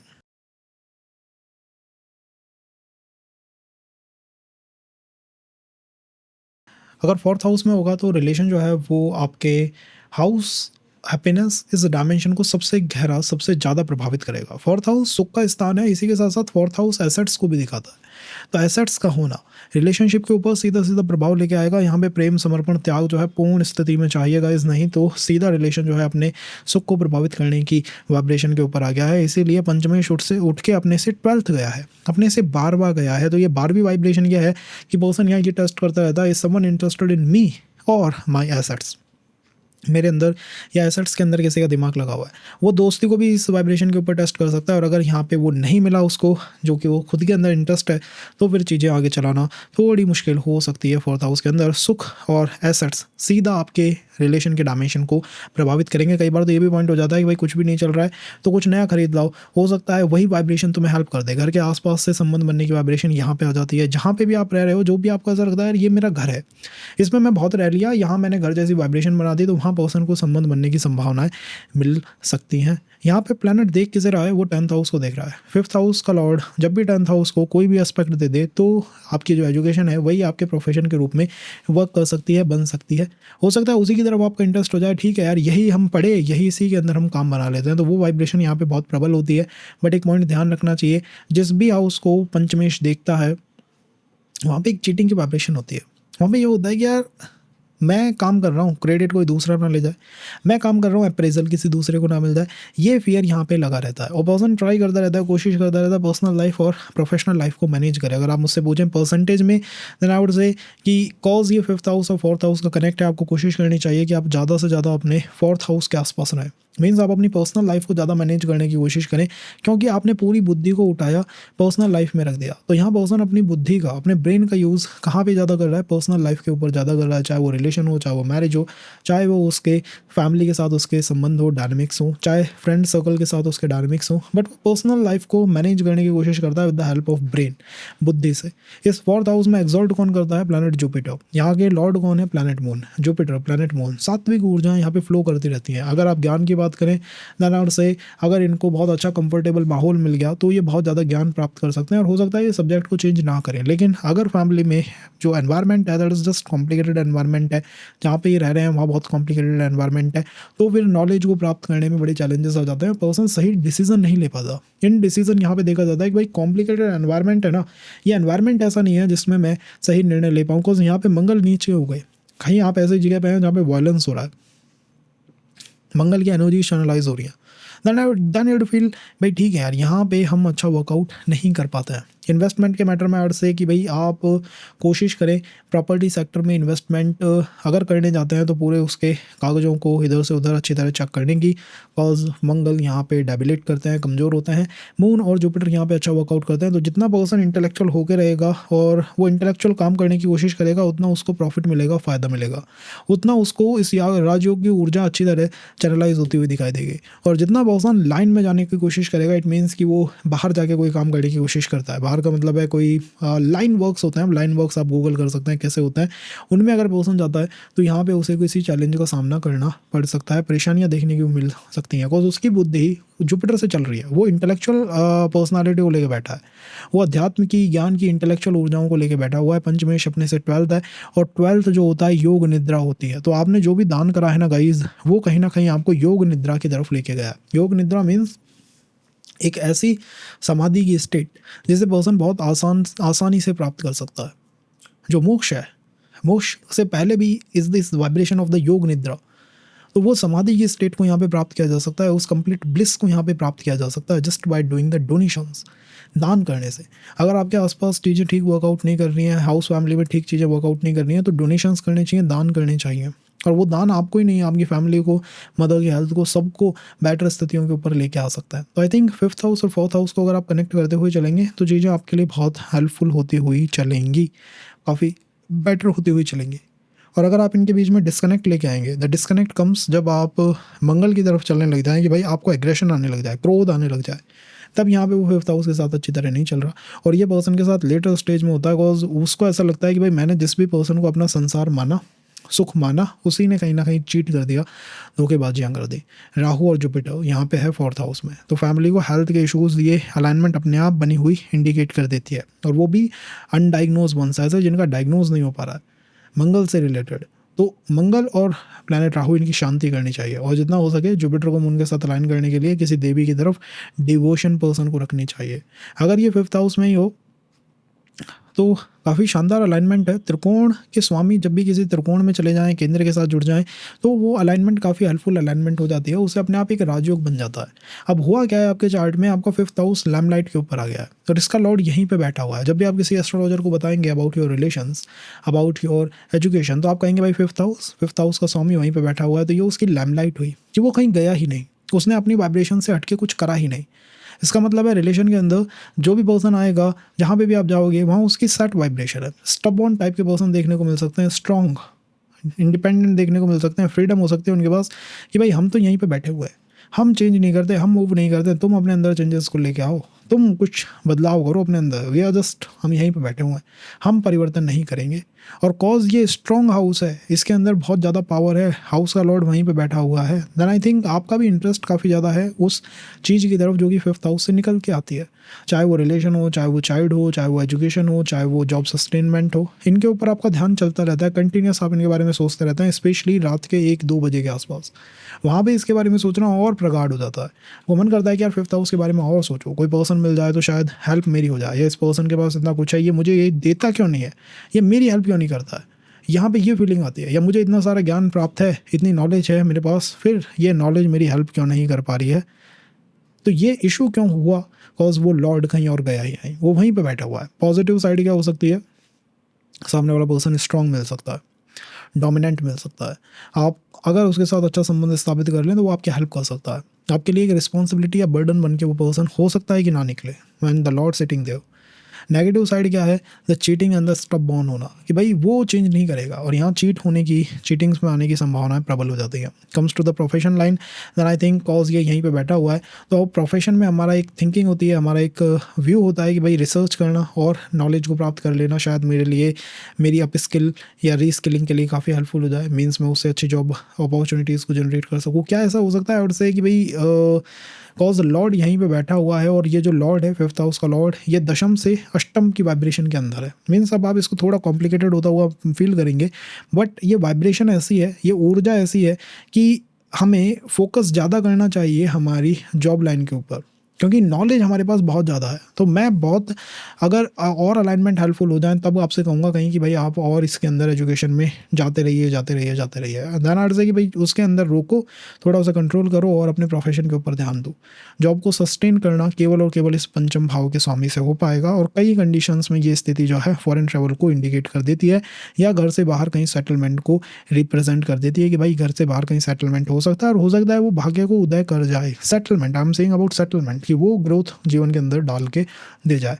उसमें चैलेंजेस देखने को मिलेंगे, बिकॉज लॉर्ड कहीं गया ही नहीं, उसने कोई चेंज ही अपने अंदर नहीं करा, और जो भी प्लैनेट फिफ्थ हाउस में होता है उसके रिगार्डिंग चीटिंग होने की संभावनाएं बहुत प्रबल होती हैं। तो वो प्लैनेट कौन सा है, वो वाइब्रेशन कौन सी है? अगर शुक्र है तो रिलेशन से हमें थोड़ा सावधान रहना चाहिए। अगर मंगल है तो कम्स टू प्रॉपर्टी मैटर्स, वहाँ थोड़ा हमें सावधान होके चलना चाहिए। ओवरऑल पर्सन की पर्सनालिटी अगर आध्यात्मिक लेवल पे गए तो बहुत वाइब्रेंट पर्सनालिटी मुझे दिखाई देती है, और एक ऐसी पर्सनालिटी जिसमें उसके पास नॉलेज बहुत ज़्यादा है, उसका इंट्यूशन का मतलब बहुत ऊपर लेवल का उसका इंट्यूशन चल रहा है, लेकिन जो 11th हाउस है वो उसको हमेशा दिक्कत देने वाला हाउस बना रहा है। और 11th हाउस कैसा हाउस है? 11th house is the house of gains, जो लाभ आते हैं, जो गेन होता है, जो किसी पद का, किसी पावर का प्राप्त होना होता है, वो उसके लिए हमेशा एक चैलेंज देने वाला पॉइंट बना रहा है। मीन्स इंटरव्यू आपका निकल जाएगा, इंटरव्यू में अच्छा परफॉर्म कर जाओगे, comes to the final, last की जब बात आएगी, यही फिफ्थ हाउस का लॉर्ड रोकेगा, अटकाएगा, भटकाएगा। तो जहाँ पे हो जाना चाहिए था, वो लाभ मिल जाना चाहिए था, वो इस वजह से कई बार नहीं मिल पाता है। ओवरऑल मैं कहूँगा फिफ्थ हाउस के लॉर्ड का फिफ्थ हाउस के अंदर होना काफ़ी स्ट्रॉन्ग है, काफ़ी हेल्पफुल है। सूर्य के साथ अच्छी तरह लाइन होना चाहिए पर्सन को। पर्सन अगर अपने रिलेशंस के ऊपर थोड़ा सा कंट्रोल ला पाए, थोड़ा सा उन्हें रोक पाए, और मैं कहूँगा रेवोल्यूशनरी प्रैक्टिसेस कर पाए कि भाई किसी भी चीज़ में जाऊँ, आईटी में जाऊँ या फिर मैं इकोनॉमिक्स के अंदर जाऊँ, किसी भी वर्क के अंदर जाऊँ, नॉलेज को प्राप्त करूँ, उसमें मैं रेवोल्यूशन ला दूंगा, उसमें मैं क्रांति ला दूंगा। ऐसा अगर वो कुछ करने की सोच ले तो वो बहुत ऊंची पोजीशंस को प्राप्त कर सकता है। ये पर्सन के साथ हो सकता है। तो दोस्ती, यारी, इन चीज़ों में मुझे लगता है कम पड़ना चाहिए। फिर भी अच्छे दोस्त मिल सकते हैं, बट यहाँ पे थोड़ी चीट की संभावनाएं इंडिकेट होती हैं, थोड़ा सा दिखाई देती हैं, जब भी ये लॉर्ड वहीं पे बैठा हो जिस हाउस को ये रिप्रेजेंट कर रहा है। एक फियर है इस लॉर्ड के अंदर, तभी ये इधर से उधर कहीं हुआ ही नहीं, ये कहीं गया ही नहीं, ये वहीं के वहीं बैठा हुआ है जहाँ पे पहले था। अगर ये सिक्स्थ हाउस में आ जाए तो वेल, सिक्स्थ हाउस प्रारब्ध का हाउस है, फिफ्थ हाउस सिक्स्थ हाउस का कनेक्शन। और से अगर हम रिलेशन की बात करें तो सिक्स्थ हाउस प्रारब्ध है, सिक्स्थ हाउस बंधन है। सिक्स्थ हाउस के अंदर जो भी वाइब्रेशन का प्लैनेट आता है उसके रिगार्डिंग हमें थोड़े से कर्मास ज़्यादा फील होते हैं, और ऐसा लगता है कि यार कार्मिक बाउंडेशन हो गई, सब कुछ यहाँ बंध गया है। तो वो हमें यहाँ पे फिफ्थ हाउस के रिगार्डिंग फील होगा। तो फिफ्थ हाउस क्या है? आपके रिलेशनशिप की पूरी वाइब्रेशन यहीं से उठ के आती है, तो उसके रिगार्डिंग हमें फील हो सकता है कि भाई यहाँ चीज़ें आई थिंक मेरे अनुसार चल ही नहीं रही है, यहाँ चीज़ें बस हैं, वो मुझे पता नहीं है कैसे हैं, बट यहाँ पे बनी हुई है। तो उनमें कोई चेंजेस लाने की संभावना है पर्सन अपनी तरफ से नहीं कर सकता। वो यस और नो की पोजीशन में यहाँ बहुत कम सिचुएशंस में आपको देखने को मिलेगा। और ये संबंध कब ज़्यादा हो सकते हैं? जैसे आपकी कोई जॉब लगती है, आप जॉब के लिए कहीं बाहर जाते हैं, आप कॉम्पिटिटिव एग्जाम के लिए प्रिपेयर करने जाते हैं, तब आपको ये संबंध ज़्यादा देखने को मिल सकता है। बिकॉज उनके अंदर वो कॉम्पिटिशन की वाइब है, वो प्रतिस्पर्धा है, वो एक दूसरे के साथ कॉम्पिटिशन करना, भाई तू मेरे साथ कॉम्पिटिशन कर, मैं तेरे साथ कॉम्पिटिशन कर डालूँ, यहाँ पे वो देखने को मिलता है। तो ये वाइब्रेशन है, ये उस प्लैनेट की एनर्जी है। उसने अपने आप को कहा कि मैं उठूँगा और मैं इधर की तरफ जाने की कोशिश करूँगा। कहाँ पे जाने की? सिक्स्थ हाउस के अंदर जाने की। Now sixth house is the house जो कि प्लैनेट बुध से रूल्ड होता है। और इसके अंदर कन्या राशियों के अंदर कौन सी राशि आती है? कन्या राशि आती है। कन्या इंग्लिश में कहोगे तो वर्जिन की राशि आती है। और मैं आपसे कहूँगा कि ये रिलेशंस के अंदर कई बार पर्सन को जो होता है ना कि रिलेशन बीच में आके एक ऐसे पॉइंट पर अटक गया, ना तो आगे ही गया ना पीछे ही गया, वहाँ पे लाने की संभावनाओं को ये वाइब्रेशन कई कई स्थितियों के अंदर चार्ट के अंदर रख सकता है। तो आप समझ सकते हैं कि थोड़ी कॉम्प्लिकेटेड वाइब आपको यहाँ देखने को मिल सकती है। ना तो सेकंड में अगर हम बात करें प्रोफेशन की, तो 5th house education, 6th house is the बंधन। एजुकेशन में बंधन, इट मीन्स एक बार आपने कोई फील्ड सेलेक्ट कर ली तो उस फील्ड के अंदर अच्छा खासा स्टे यहाँ पे पर्सन कर सकता है, उसी के अंदर मूव कर सकता है। कई बार ये मेडिकल स्टूडेंट्स के चार्ट में या हीलिंग प्रैक्टिशन करने वाले लोगों के चार्ट में, एस्ट्रोलॉजी वर्क करने वाले चार्ट में देखने को मिल सकते हैं कई बार। 12th हाउस भी उसमें इन्वॉल्व होना चाहिए, जो कि आपके फाइनल सॉल्यूशन का हाउस है, जो आपको बताता है कि भाई सॉल्यूशन मिलेगा या नहीं मिलेगा, वो हमें 12th हाउस से पता लगता है। तो ये एक सेकंड वाइब्रेशन हुई प्लैनेट की, जिसमें उसने 5th हाउस को 6th हाउस के साथ कनेक्ट करा। थर्ड वाइब्रेशन यहाँ पे क्या हो सकती है? तीसरी तरफ ये प्लैनेट कहाँ जा सकता है? जो भी प्लैनेट इस हाउस में आता है उसके रिगार्डिंग चीटिंग होने की संभावनाएं हो जाती है। मैं अच्छे में ये कह सकता हूँ कि अच्छे में ये सर्विस के लिए अच्छा है, जॉब प्राप्त करने के लिए अच्छा है, अच्छे में ये प्रोफेशन को सेटअप करने के लिए अच्छा है। पर्सन जिस एजुकेशन को लेके आया है उसी से वो जॉब को सेटअप कर सकता है। तो उसे बंधन लगते हैं बहुत एजुकेशन में कि बंधन सा बंध सा गया हूँ, बट जिस भी हाउस को ये देख रहा है वहाँ से कुछ चीटिंग आने की संभावनाएं रहती है। तो देख किससे रहा है? 12th हाउस को। 12th is the foreign travel, 12th is the expenditure, 12th जो भी चीज़ आपके हाथ से बाहर निकल रही है तो उस चीज़ के ऊपर थोड़ा ध्यान रखिएगा गाइस, नहीं तो हो सकता है वहाँ से कोई चीटिंग उठ के आ जाए, वहाँ से कुछ ऐसा उठ के आ जाए जो कि हमें ना एक्सेप्टेड ही नहीं है, हम उसको ना अप्रिशिएट करते हैं ना एक्सेप्ट करते हैं, और वहाँ से वो उठ के आ गया है हमारे जीवन के अंदर। हो सकता है विदेश जाने के सब जब व्यवस्थाएँ चल रही हों, या कोई सॉल्यूशन पर्सन ट्राई कर रहा है, हेल्थ सॉल्यूशन ट्राई कर रहा है, वहाँ पे उसके साथ कोई चीट हो गई, ये यहाँ पे देखने को मिल सकता है। हर चार्ट के साथ नहीं मिलेगा, बट हमें इस वाइब्रेशन को समझ के रखना चाहिए कि एक ऐसा पॉइंट है जो कि कभी भी एक्टिवेट हो सकता है। तो थोड़ा स्केप्टिकल उसके लिए बने रहे, थोड़ा वहाँ सस्पिशियस बन के पर्सन को चीज़ों को देखना चाहिए, हैंडल करना चाहिए। अगर इसे बेटर करना है तो बेस्ट रेमेडी ये है कि आप बुध को चार्ट के अंदर बेटर करते रहें, और इसको मैनिफेस्ट कराने के लिए शुक्र ही यहाँ पे मैनिफेस्टेशन करा सकता है, नहीं शुक्र यहाँ पे मैनिफेस्टेशन करा सकता है। बुध को और 5th हाउस को जोड़ना है, लॉर्ड नारायण की तरफ चलिए। Complete subordination toward Lord Narayana is the best remedy, जिसमें कि 5th हाउस का लॉर्ड एक राजयोगों को बना देगा। यहाँ पे बुद्धि का यूज़ पर्सन ने कॉम्प्लिकेटेड सिचुएशन से बाहर निकलने के लिए कहा है, तो उसको अपनी बुद्धि यूज़ करनी चाहिए हर पर्सन को कॉम्प्लिकेटेड इशू से बाहर निकालने में। वो सॉल्यूशंस लोगों को बहुत आराम से दे सकता है, शुरू में वो देता भी है, लेकिन उसको ऐसा लगता है कि यार मेरे से ले जाते हैं फिर मुझे चीट कर देते हैं, तो इस वजह से वो भी बाद में देना उन्हें बंद कर देता है। तो आपको चार्ज करना चाहिए, सॉल्यूशंस देना चाहिए। एस्ट्रोलॉजर बनने के लिए काफ़ी अच्छा योग जो है यहाँ पे बन के निकल जाता है। कोई भी ऐसा काम जिसमें आप सॉल्यूशन प्रोवाइड कर रहे हैं, from the technical side, the health side, the relation side, from the astrologist perspective, solution जहाँ आप दे रहे हैं वहाँ ही अच्छा वर्कआउट करेगा। अगर ये 7th हाउस में आ जाए तो देखिए रिलेशन और मैरिज दोनों का जो संबंध है यहाँ पे स्थापित हो गया है, पर्सन को फील भी होता है, और यहाँ पे रिलेशन से मैरिज की तरफ पर्सन का चार्ट जो है मूव कर सकता है, जा सकता है। इस पर्टिकुलर हाउस के अंदर दो वाइब्रेशन बहुत स्ट्रांग रूप से आ रही हैं, एक प्लैनेट राहु की है, एक प्लैनेट जुपिटर की है। तो राहु और जुपिटर दोनों मिनिस्टर्स की वाइब्रेशन मैरिज के डायमेंशन पे फॉल कर रही है, इसीलिए जब भी मैरिज की बात होती है ये 5th हाउस का लॉर्ड अपने आप को थोड़ा सा या तो बैकआउट करेगा, या फिर इसके अंदर राहु और गुरु दोनों आएंगे। पर्सन कन्फ्यूजन के अंदर आ जाता है कि भाई रिलेशन को मैरिज की तरफ टर्न करना है या नहीं करना है, या उसके अंदर सिचुएशंस को कैसे रखना है। इसीलिए कहते हैं कि भाई जो फैमिली एंड ऑल है उनकी समस्याएं देखने को मिलती हैं। क्यों मिलती हैं? Because of the Jupiter side. और 5th हाउस का लॉर्ड 7th हाउस में कई बार आई एम नॉट सेइंग कि ऑलवेज करेगा, just because of Rahu confusion की वजह से, मिस इन्फॉर्मेशन की वजह से कुछ ऐसा करेगा जिससे कि आपका जो संबंध है वो ब्रेक पे चला जाए। और पहला जो संबंध है उसका जो ब्रेक है यहाँ पे वो झेलना नामुमकिन सा होता है। एक होता है ना पॉइंट कि आप झेल जाओ, यहाँ पे वो नामुमकिन सा पॉइंट है, बिकॉज वो अलाइनमेंट बहुत खतरनाक अलाइनमेंट है। इसमें आपको वो फील हो सकता है कि भाई पिछले समय से जानना, वो सारी वाइब्रेशंस आपको यहाँ पे फील हो सकती हैं। और कहीं ना कहीं नज़र लगना इज़ क्वाइट प्रैक्टिकल यहाँ पे, बिकॉज ये स्पिरिट्स की ऊर्जाएं हैं जो कि 5th हाउस से उठ के 7th हाउस में आके बैठी है। अगर हम प्रोफेशन की बात करें तो 7th हाउस प्रोफेशन के एक्सेस का बहुत इंपॉर्टेंट हाउस है। ये प्रोफेशन में अप्रेजल को दिखाता है, ग्रोथ को दिखाता है। जॉब में ग्रोथ मिलेगी या मिलेगी नहीं मिलेगी, पार्टनरशिप में क्या मेरे साथ कोई चीट तो नहीं हो जाएगी, कॉज ये 5th हाउस का स्वामी उठ के वहाँ बैठा है। I think you are trying to manage your personal life and the profession.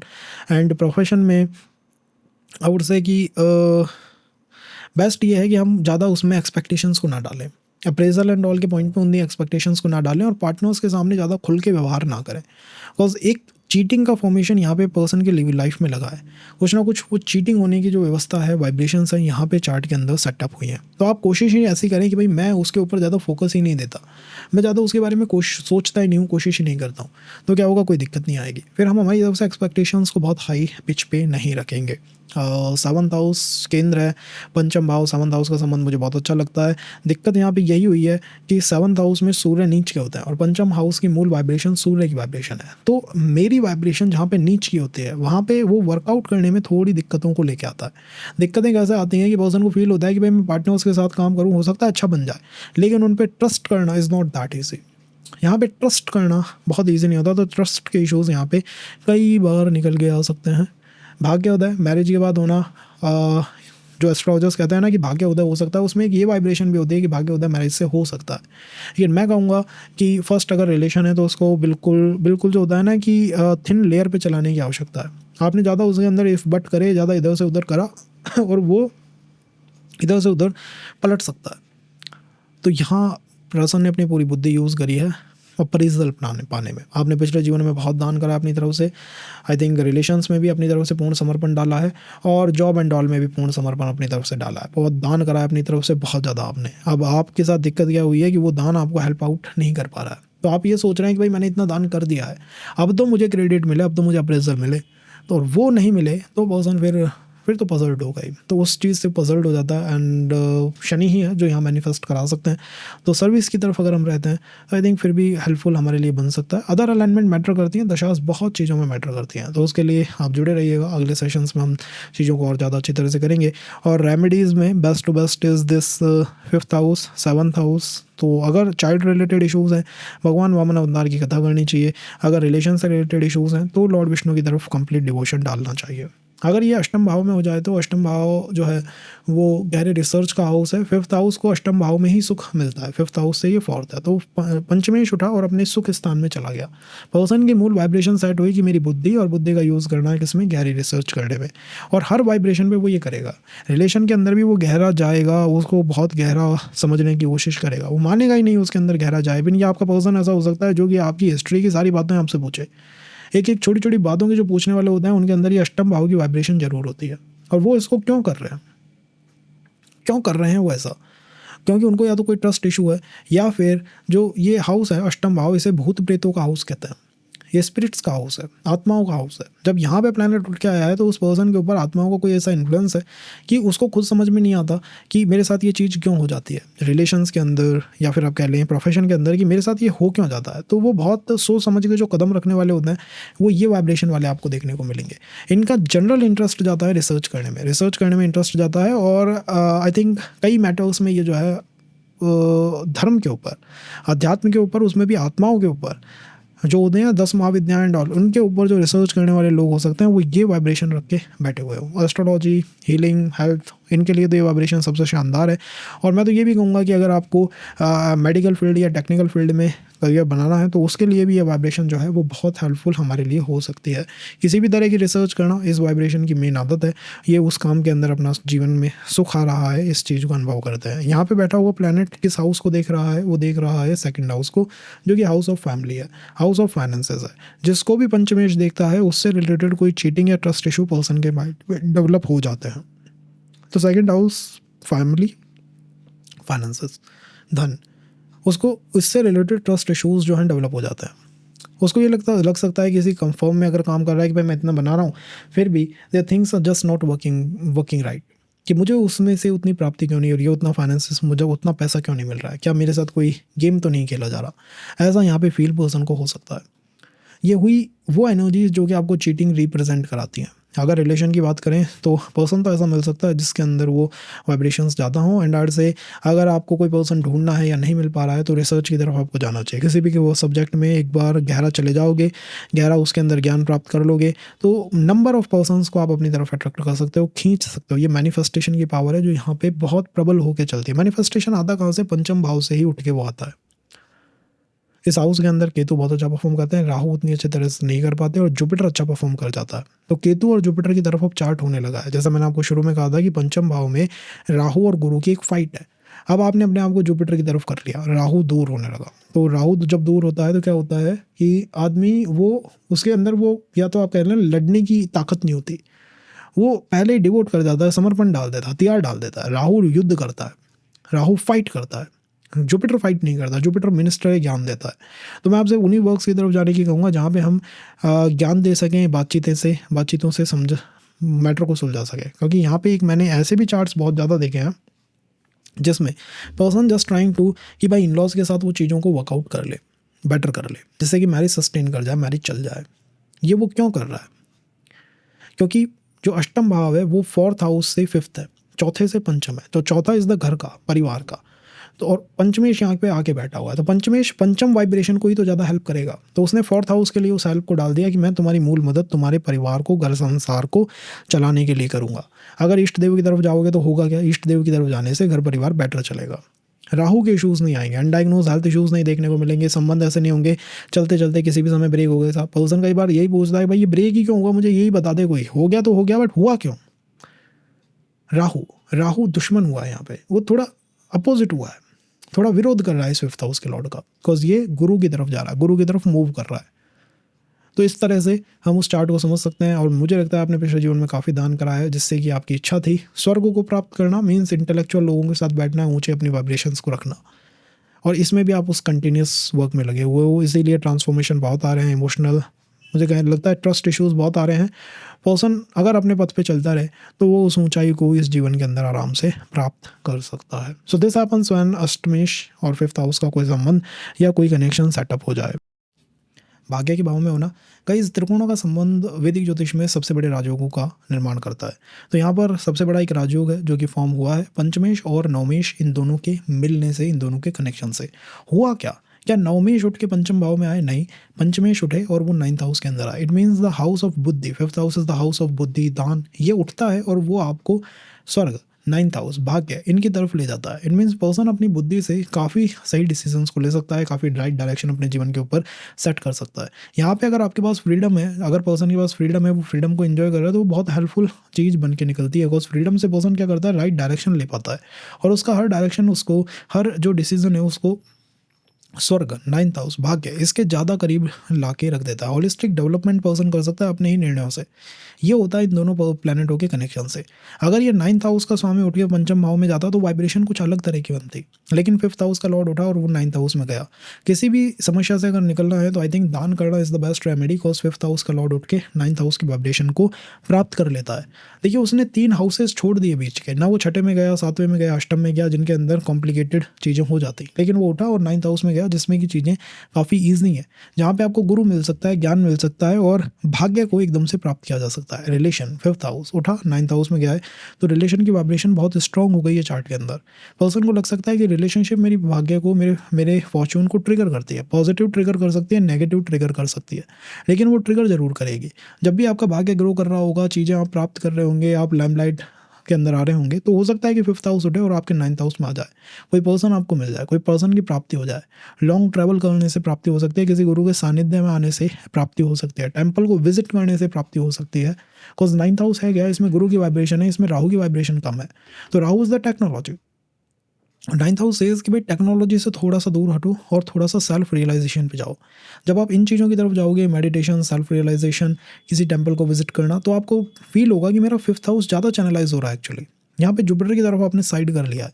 9th house में राहु डेबिलेट करता है, कमज़ोर हो जाता है। तो जब 9th हाउस में राहु कमज़ोर होगा तो पर्सन के एफर्ट देने की एनर्जीज पे प्रभाव पड़ता है। तो भाग्य अगर साथ देते तो बहुत बेटर है, नहीं तो यहाँ पे पर्सन ऐसा नहीं है कि वो चैलेंजेस को, स्ट्रगल्स को फेस करे, ऊपर से नीचे गिरे और फिर उसके लिए ट्राई करे। मीन्स वो बुद्धि का यूज़ करता है। कई लोग ऐसे होते हैं कि भाई बिल्कुल बैल बुद्धि, they just like trying, giving effort, चाहे वो चीज़ बने ना बने काम।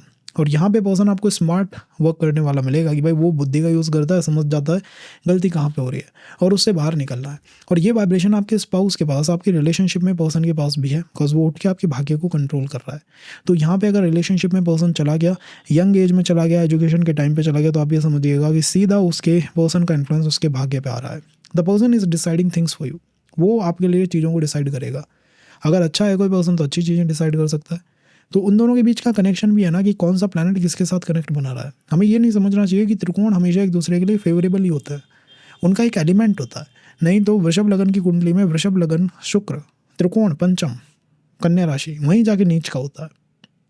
दोनों के मध्य कनेक्शन कैसा है कि आप उसके जो डिसीजंस है क्या ये मानते हैं कि वो डिसीजन आपके लिए हेल्पफुल है, सही है या नहीं है। देन सेकंड वाइब्रेशन क्या हुई एजुकेशन के अंदर, fifth house education, fifth house is the बुद्धि, नवम भाव पीजी करना, इन दोनों का कनेक्ट यूजी पीजी कनेक्ट के लिए अच्छा है। आगे आपको एजुकेशन के अंदर कंटिन्यू करते रहने के लिए, आगे जाने के लिए बहुत अच्छा है। और यहाँ पे पर्सन जो है ज्ञानी लोगों के संपर्क में, इंटेलेक्चुअल लोगों के संपर्क में आ सकता है, आराम से आ सकता है, उसमें कोई दिक्कत की बात नहीं है, कोई परेशानी यहाँ पे आपको नहीं देखने को मिलेगी। लेकिन यही पर्टिकुलर हाउस दशम भाव से 12th है। तो अब आपका अगर मुझसे कहें कि भाई मेरे पास डिग्री ये है और मेरे को इतने तरह की जॉब मिल सकती है या नहीं मिल सकती, उसमें एक फ्लक्चुएशन दिखाई देगा। It's just not degree is not doing proper justice to the job और job not doing proper justice with the degree। दोनों में से कोई एक फंडा यहाँ पे एक्टिवेट हो सकता है। तो हम फोकस ये करें कि दोनों में कंपैटिबिलिटी स्थापित करें, स्टैब्लिश करें। यहाँ पर आई थिंक एजुकेशन वीज़ा लगने की संभावनाएं काफ़ी प्रबल हो जाती हैं। तो उसके की तरफ अगर आपका इंटरेस्ट है, अगर वो बाहर निकल के आ रहा है तो वो भी चीज़ हो सकती है। अब ये डिपेंड करता है ना कि पर्सन किस तरह की वाइब्रेशन के अंदर इस समय है। रिलेशन के अंदर वो आपका पर्सन आपको मना कर दे तो फिर वही पर्सन है जो कि आपके भाग्य को सेट करके बैठा हुआ है। चीटिंग्स, धोखेबाजियाँ वो कहाँ हो सकती हैं, थर्ड हाउस के रिगार्डिंग। बस नवम भाव में बैठा हुआ प्लैनेट थर्ड हाउस को थोड़ा डिस्टर्ब कर सकता है। हो सकता है आपके सिबलिंग्स के साथ चीटिंग्स होती हों, या सिबलिंग्स के साथ ऐसा होता हो कि भाई उनके काम बनते बनते रह जाते हो, या फिर ऐसा होता हो जिसमें कि थर्ड हाउस पीड़ित होता है। शॉर्ट ट्रैवल आप करते हो, किसी से मिलने जाते हो और वो पर्सन जो है कुछ और ही बन के निकलता है। कम्युनिकेशन, कोई आप कह सकते हैं कि टेक्निकल चीज़ों में ऑनलाइन अगर आप कहीं किसी के साथ किसी एप्लीकेशन के ऊपर बातचीत कर रहे हो वहाँ पे, तो ये कुछ चीटिंग के वाइब्रेशंस हैं, उनकी तरफ स्केप्टिकल होना चाहिए, थोड़ा सा उसके ऊपर ध्यान पर्सन को रखना चाहिए। ओवरऑल फिफ्थ और नाइन्थ का connect I think one of the best राजयोगास के अंदर ये काउंट होता है। धन के लिए काफ़ी अच्छा है और धन जो है बुद्धि से ही चैनलाइज होगा। मीन्स आप ही हैं जो कि उसको चैनलाइज कर सकते हैं। बेटर नॉट कि भाई राहु से वो चैनलाइज होगा, आई थिंक वो जुपिटर से ज़्यादा होगा। और इन दोनों प्लैनेटों में आपको ऐसा लगेगा कि राहु शायद किसी बैड पोजीशन पे है और जुपिटर शायद किसी अच्छी पे है। मतलब जुपिटर वर्सेस राहु चार्ट में हो गया है किसी न किसी रूप में। अगर हम 10th हाउस की बात करें तो फिफ्थ हाउस और 10th हाउस का संबंध, मैंने आपसे शुरू में कहा था कि फिफ्थ हाउस और 10th हाउस का जब भी कहीं कनेक्शन बनेगा, पर्सन अपनी ही एजुकेशन की फील्ड में जॉब को प्राप्त करने की संभावनाओं को सबसे ज़्यादा रखता है। तो जिस भी एजुकेशन फील्ड में जा रहे हो, आई थिंक एक सिक्योरिटी है, जॉब सिक्योरिटी उसी ने आपको दे दी है। और वो जॉब सिक्योरिटी ये है कि भाई यहाँ पे काम मिलने की संभावनाएं कन्फर्म है। तो हम वेस्ट नहीं कर रहे, हम अपने टाइम को, एनर्जी, एफर्ट्स को कहीं वेस्ट नहीं कर रहे, उससे हमें रिटर्न में कुछ ना कुछ प्राप्त होगा। बिकॉज ये फिफ्थ हाउस का लॉर्ड उठता है और अपने से सिक्स्थ चला जाता है, छठा चला जाता है, प्रारब्ध की वाइब्रेशन के अंदर आ जाता है। अब रिलेशनशिप भी जो आएंगे वो प्रारब्ध की वाइब्रेशन को लेके आएंगे। आप कितना भी ट्राई कर लें, कितना भी अपनी तरफ से ट्राई कर लें कि कोई नया मिल जाए, लेकिन वो मिलेगा केवल और केवल उसी वाइब्रेशन का जो कि एक बार चार्ट में सेट हो गई है। अगर कोई अच्छा प्लैनेट है, जैसे कि ये फिफ्थ हाउस का लॉर्ड अगर शुक्र है, तो हो सकता है कोई ऐसा पर्सन मिल जाए जिसके अंदर शुक्र की वाइब्रेशन बहुत ज़्यादा हो। मीन्स दारा कारक उपल दगना एंड ऑल वो चीज़ें नेगलेक्ट हो सकती हैं। यहाँ पे इस फिफ्थ हाउस की वाइब्रेशन सबसे ज़्यादा आपके रिलेशंस को प्रभावित करने वाली वाइब्रेशन है। इसी वजह से पर्सन को एक डिलेमा रहता है when comes to the profession, personal life, इन दोनों को मैनेज करने का। और पर्सनल लाइफ भी वो लाइफ जिसमें कि रिलेशनशिप की वाइब्रेशन सबसे ज़्यादा है। रिलेशंस को कैसे बनाया जा सकता है, प्राप्त किया जा सकता है 10th हाउस की वाइब्रेशन पे, निष्काम कर्म, कि भाई मैं निष्काम कर्म करूँगा, मुझे कोई रिजल्ट एंड ऑल उनकी बात नहीं करनी है, बस अपनी तरफ से जो एफर्ट है वो चैनलाइज करते हुए चले जाना है। तो वो निष्काम कर्म की तरफ से यहाँ पे किसी रिलेशन को, किसी संबंध को प्राप्त करने की पर्सन कोशिश अपनी तरफ से मैक्सिमम करता रहता है, या हो सकता है वो कर रहा हो। तो उससे कुछ रिजल्ट प्राप्त करने की उम्मीद बहुत कम रखे जब भी ये दोनों का कनेक्ट बने। मैं आपसे ये कहूँगा कि उससे रिजल्ट कुछ, मतलब होता है ना गेन प्राप्त करना, कि मेरा भाग्य उदय हो जाए, मुझे धन मिल जाए, कुछ संभावनाएं सेट हो जाए, वो कम रखें हम। For 10th house marital happiness का भी है। तो जितने संबंध आपके ब्रेक होते जा रहे हैं या फिर बनते जा रहे हैं, ध्यान रखिएगा कि अगर ये मैरिज में नहीं जाते हैं तो ये फिर आपकी आफ्टर मैरिड लाइफ को बहुत प्रभावित करेंगे। थर्ड पॉइंट, आपकी जॉब, फिफ्थ हाउस बुद्धि। पर्सन ने अपनी बुद्धि को उठाया, उसने पूरा प्रैक्टिकल होने की यहाँ पे कोशिश करी है। प्रैक्टिकलिटी के लिए one of the excellent connection होता है जिसमें कि फिफ्थ और 10th कहीं भी जुड़ जाए। हाँ, अगर वाटर का एलिमेंट है, 4, 8, 12 की राशियाँ हैं, तो आप कह सकते हैं कि वो इमोशनल साइड पे रहती हैं। फिर ये दिक्कत आती है कि भाई मैं इमोशनल हूँ, मैं प्रैक्टिकल कैसे बनूं, और मुझे पता है कि प्रैक्टिकल बनने से ही सब कुछ सही होगा। तो पर्सन को वो अवेकनिंग होती है, उसको आइडिया होता है, वो उसे पता होता है। बेस्ट प्रोफेशंस में मैं कहूँगा टेक्निकल प्रोफेशंस की तरफ ही रहना चाहिए, जिसमें सीधे आपको जॉब से, किसी भी तरह की वर्क से, एजुकेशन से जॉब जो है आराम से प्राप्त हो सके। मैरिटल हैप्पीनेस पे रिलेशंस का प्रभाव सबसे गहरा पड़ता है। तो जितने भी बनाए सोच समझ के बनाए, ये ध्यान रख के बनाए कि कहीं ये ब्रेक ना हो, फेल ना हो, ये चलते रहे, कंटिन्यूस बने रहे। ओवरऑल आपको क्या अलाइनमेंट दिखाई देती है इन दोनों के कनेक्शन से? क्या ये बहुत हेल्पफुल अलाइनमेंट है या कोई मैलेफिक अलाइनमेंट है, टॉक्सिक अलाइनमेंट है? अगर ये बहुत शानदार अलाइनमेंट है, लेकिन ये शनि के प्रभुत्व की अलाइनमेंट है, तो रिलेशन पे भी शनि का प्रभाव, बुद्धि पे शनि का प्रभाव और प्रोफेशन पे शनि का प्रभाव। तो हमने जो भी दान करा है पिछले समय में भी, वो भी शनि के हो सकता है फियर से कराओ कि भाई कोई हेल्थ इशू है फैमिली को, कहीं हमको दिखता है कि परिवार में कुछ चीज़ ठीक नहीं है, मैं दान कर दूँ जिससे कि मैं उससे बाहर निकल जाऊँ, परिवार बाहर निकल जाए। ये हम करते हुए आ रहे हैं, कंटिन्यूसली करते हुए आ रहे हैं, और अब हम बहुत काफ़ी क्लोज हैं। ये अलाइनमेंट आपको ये भी इंडिकेट करती है कि आप काफ़ी क्लोज हैं लिबरेशन के, बिकॉज अब लिबरेशन के हाउसेज बहुत पास आने लगे हैं। वो मुक्ति, वो ज्ञान प्राप्त करना बहुत पास आने लगा है। तो जितना आप अपने वर्क लाइफ के ऊपर फोकस करें, जितना आप अपने एजुकेशन के ऊपर फोकस करें, वो काफ़ी बेटर आपको 10th हाउस में रिजल्ट दे सकता है। 10th हाउस भी एक वाइब्रेशन को रिपीट करता है। ये हाउस जो है किस हाउस से 5th है? 10th हाउस एक्चुअली 5th है आपके 6th हाउस से, छठे भाव से। तो ये 6th हाउस से 5th है, छठे भाव से पंचम है, दशम भाव। अब यहाँ पंचमेश बैठा हुआ है, तो सेम वाइब्रेशन रिपीट हो रही है। और छठा हाउस किसका है? कर्जे का है, आप कह सकते हैं कि हेल्थ इश्यूज़ का है, रोगों का है, शत्रुओं का है। तो यहाँ पे प्रोफेशन ऐसा ज़रूर एक बार सेट होने की कोशिश करेगा जिसमें कि आप इन चीज़ों को डील कर रहे हैं। कई बार इंश्योरेंस सेक्टर में चले गए, फाइनेंस सेक्टर में चले गए, फिनटेक कंपनीज़ में चले गए, किसी को लोन दिलाने में हेल्प कर रहे हो, कुछ ना कुछ ऐसा काम जो कि छठे हाउस को कनेक्ट कराता है, लिंक कराता है, उसमें पर्सन जाने की कोशिश कर सकता है। तो ये एक अलाइनमेंट है। मैं कहूँगा प्रॉपर्टी मैटर्स में थोड़ा ध्यान से रहें, बिकॉज ये ट्रस्ट इश्यूज़ डेवलप कर सकता है regarding the 4th house, the family में भी ट्रस्ट इश्यूज़ काफ़ी ज़्यादा आपको देखने को यहाँ मिल सकते हैं इस एक अलाइनमेंट की वजह से। अगर ये 11th हाउस के ऊपर आ जाए, 11th हाउस से कनेक्ट कर जाए, तो क्या होगा? 6th हाउस से 6th, 11th is the 6th से 6th है, छठे की रिपीटेड वाइब्रेशन है इसमें। पंचमेश उठते हैं, 11th हाउस में आ जाते हैं। पंचमेश बुद्धि, पंचमेश मीन्स आपकी बुद्धि, 5th आपकी बुद्धि है, 11th लाभ है, गेन्स है। तो हर वाइब्रेशन, हर डायमेंशन के ऊपर इसका प्रभाव आएगा। वो चाहे रिलेशनशिप की डायमेंशन हो, चाहे वो प्रोफेशन की डायमेंशन हो, फ्रेंड सर्कल की डायमेंशन हो, सोशल मीडिया की डायमेंशन हो, सब पे इसका प्रभाव देखने को मिलेगा। और वो कैसे मिलेगा? जब रिलेशन की बात करेंगे, 11th हाउस गेन्स है, पंचमेश उठता है, अपने से सप्तम आगे चला जाता है। मैं कहता हूँ 7th की जो भी वाइब्रेशन होती है वो मैरिज की वाइब्रेशन होती है। पंचमेश का 11th में आना एक लव मैरिज के लिए एक हिडन टाइप का योगा है, ये एक हिडन टाइप का योगा है जिसके अंदर चीज़ें प्रारब्ध की रिपीटेड वाइब्रेशन में आ गई। तो आपको ऐसा लग सकता है कि इस पर्सन के साथ इतने इंटेंस कर्मा है कि चाह के भी नहीं निकला जा सकता।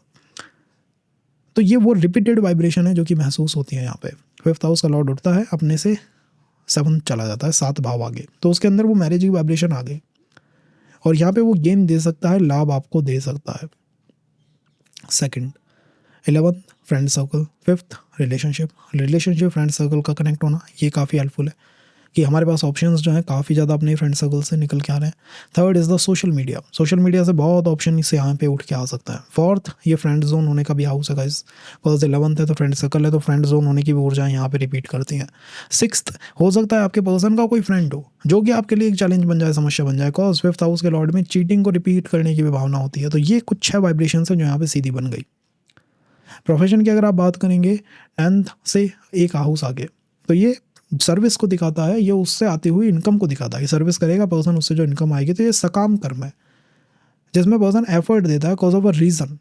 पंचमेश बुद्धि उठती है, 11th हाउस में आ जाती है, तो उसका पूरा फोकस है धन पे, पूरा फोकस है, और वो सर्विस की तरफ अपने आप को थोड़ा इंक्लाइंड करके बैठी हुई है। मैं नहीं कह रहा कि बिजनेस नहीं किया जा सकता, हम जस्ट सेइंग कि वो सर्विस पे अपने आप को इंक्लाइंड करके बैठी हुई है। तो सेवा क्षेत्र से, सर्विस के क्षेत्र से कोई लाभ प्राप्त किया जा सकता है, राज्य की प्राप्ति का योग है ये।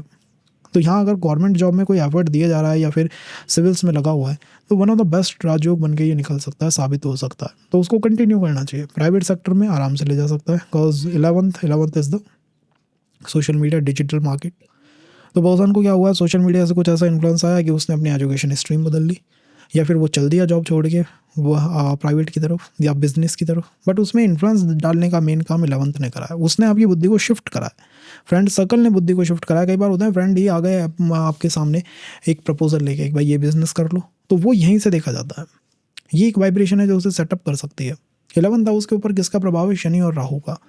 और मैंने आपसे कहा था कि 5th हाउस में राहु वर्सेस जुपिटर चलता है, तो पर्सन अब अपने आप को जुपिटर से जो दूर राहु की तरफ वापस ले जा रहा है। तभी तो 11th हाउस में जो प्लैनेट आता है एक्सपेंड हो जाता है, एक्सपेंशन आ जाता है, काम आ जाता है उसके अंदर।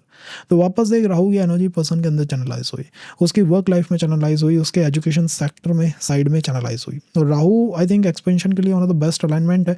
तो ये थोड़ा सा आपको मटेरियल साइड पे डाल सकता है। इट मीन्स पर्सन जो है वो स्मार्ट ब्रेन को रखता है। स्मार्ट होता है ना जो लोग, कि भाई एक बार अगर गलती कर दी उसको रिपीट नहीं करेंगे, तो वो उस वाइब्रेशन के अंदर नहीं आएंगे। बट ये रिलेशनशिप में नहीं लगेगा, बिकॉज छठे हाउस से छठा मीन्स प्रारब्ध है।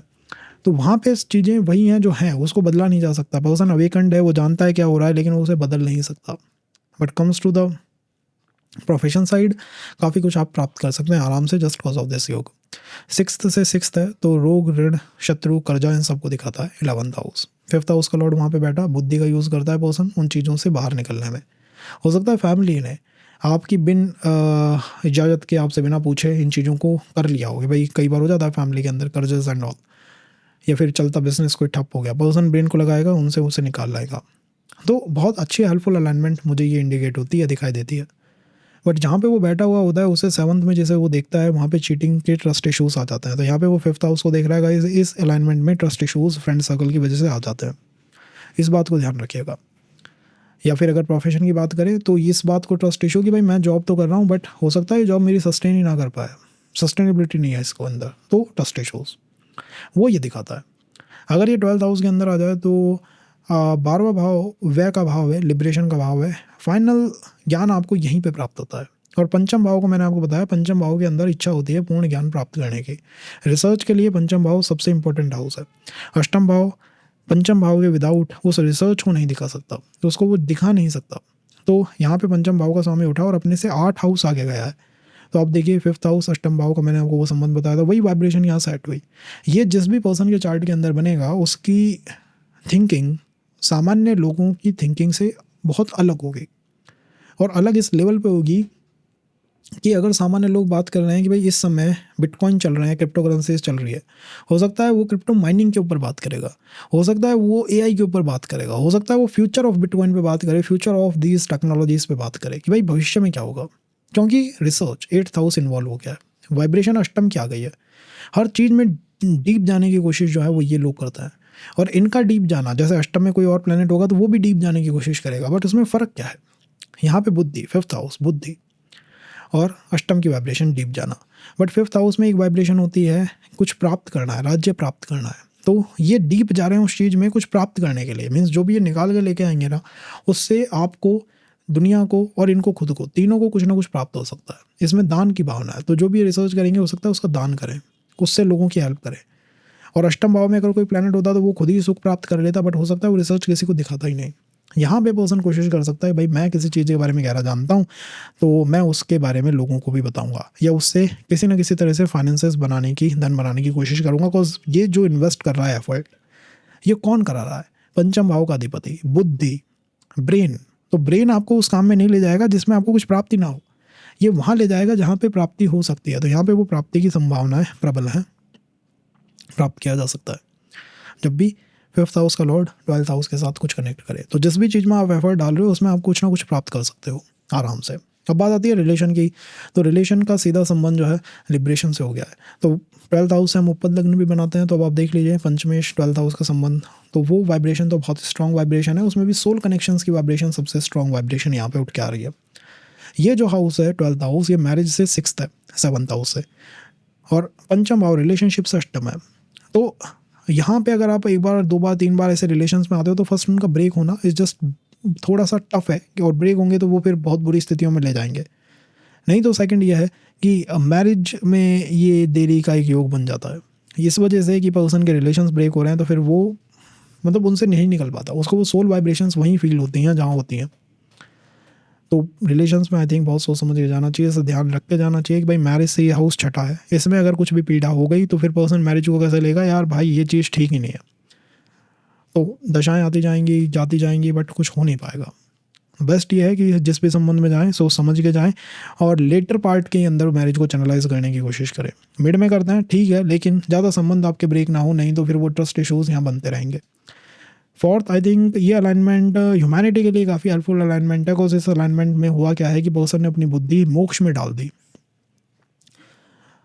एस्ट्रोलॉजी सीखना, हेल्थ सेक्टर में जाना, टेक्निकल सेक्टर में जाना, उन सब का फाइनल क्या है, final is the consultation, final is the कि आप लोगों को हेल्प करें, आप लोगों को उस समस्या से, एक प्रॉब्लम को सॉल्व कर दें, उस प्रॉब्लम से बाहर निकालना है। पर्सन ने वही वाइब्रेशन सेट कर ली कि मैं डीप रिसर्च करता हूँ, मैं चीज़ के बारे में जानता हूँ, मैं फ्यूचर ऑफ दिस थिंग जानता हूँ, मैं कोशिश कर सकता हूँ आपको उस समस्या से बाहर निकालने की। हर प्रॉब्लम का सॉल्यूशन किनके पास, इन लोगों के पास हो सकता है। बेस्ट टू बेस्ट ये है कि ये अलाइनमेंट आपको फॉरेन ट्रैवल के लिए हेल्पफुल अलाइनमेंट बन जाती है, नॉलेज सीखने के लिए बहुत हेल्पफुल अलाइनमेंट है। अगर इन चीज़ों को सीख लिया तो आप किसी भी ऐसी फॉर्म को डाल सकते हो जो कि लीगल फॉर्म है, हेल्थ फॉर्म है, एस्ट्रोलॉजी की कोई फॉर्म है, जिससे ये आप लोगों को सॉल्यूशंस प्रोवाइड कर रहा है। सॉल्यूशन प्रोवाइड करना one of the best powerful energy जो कि यहाँ से निकल के आती है।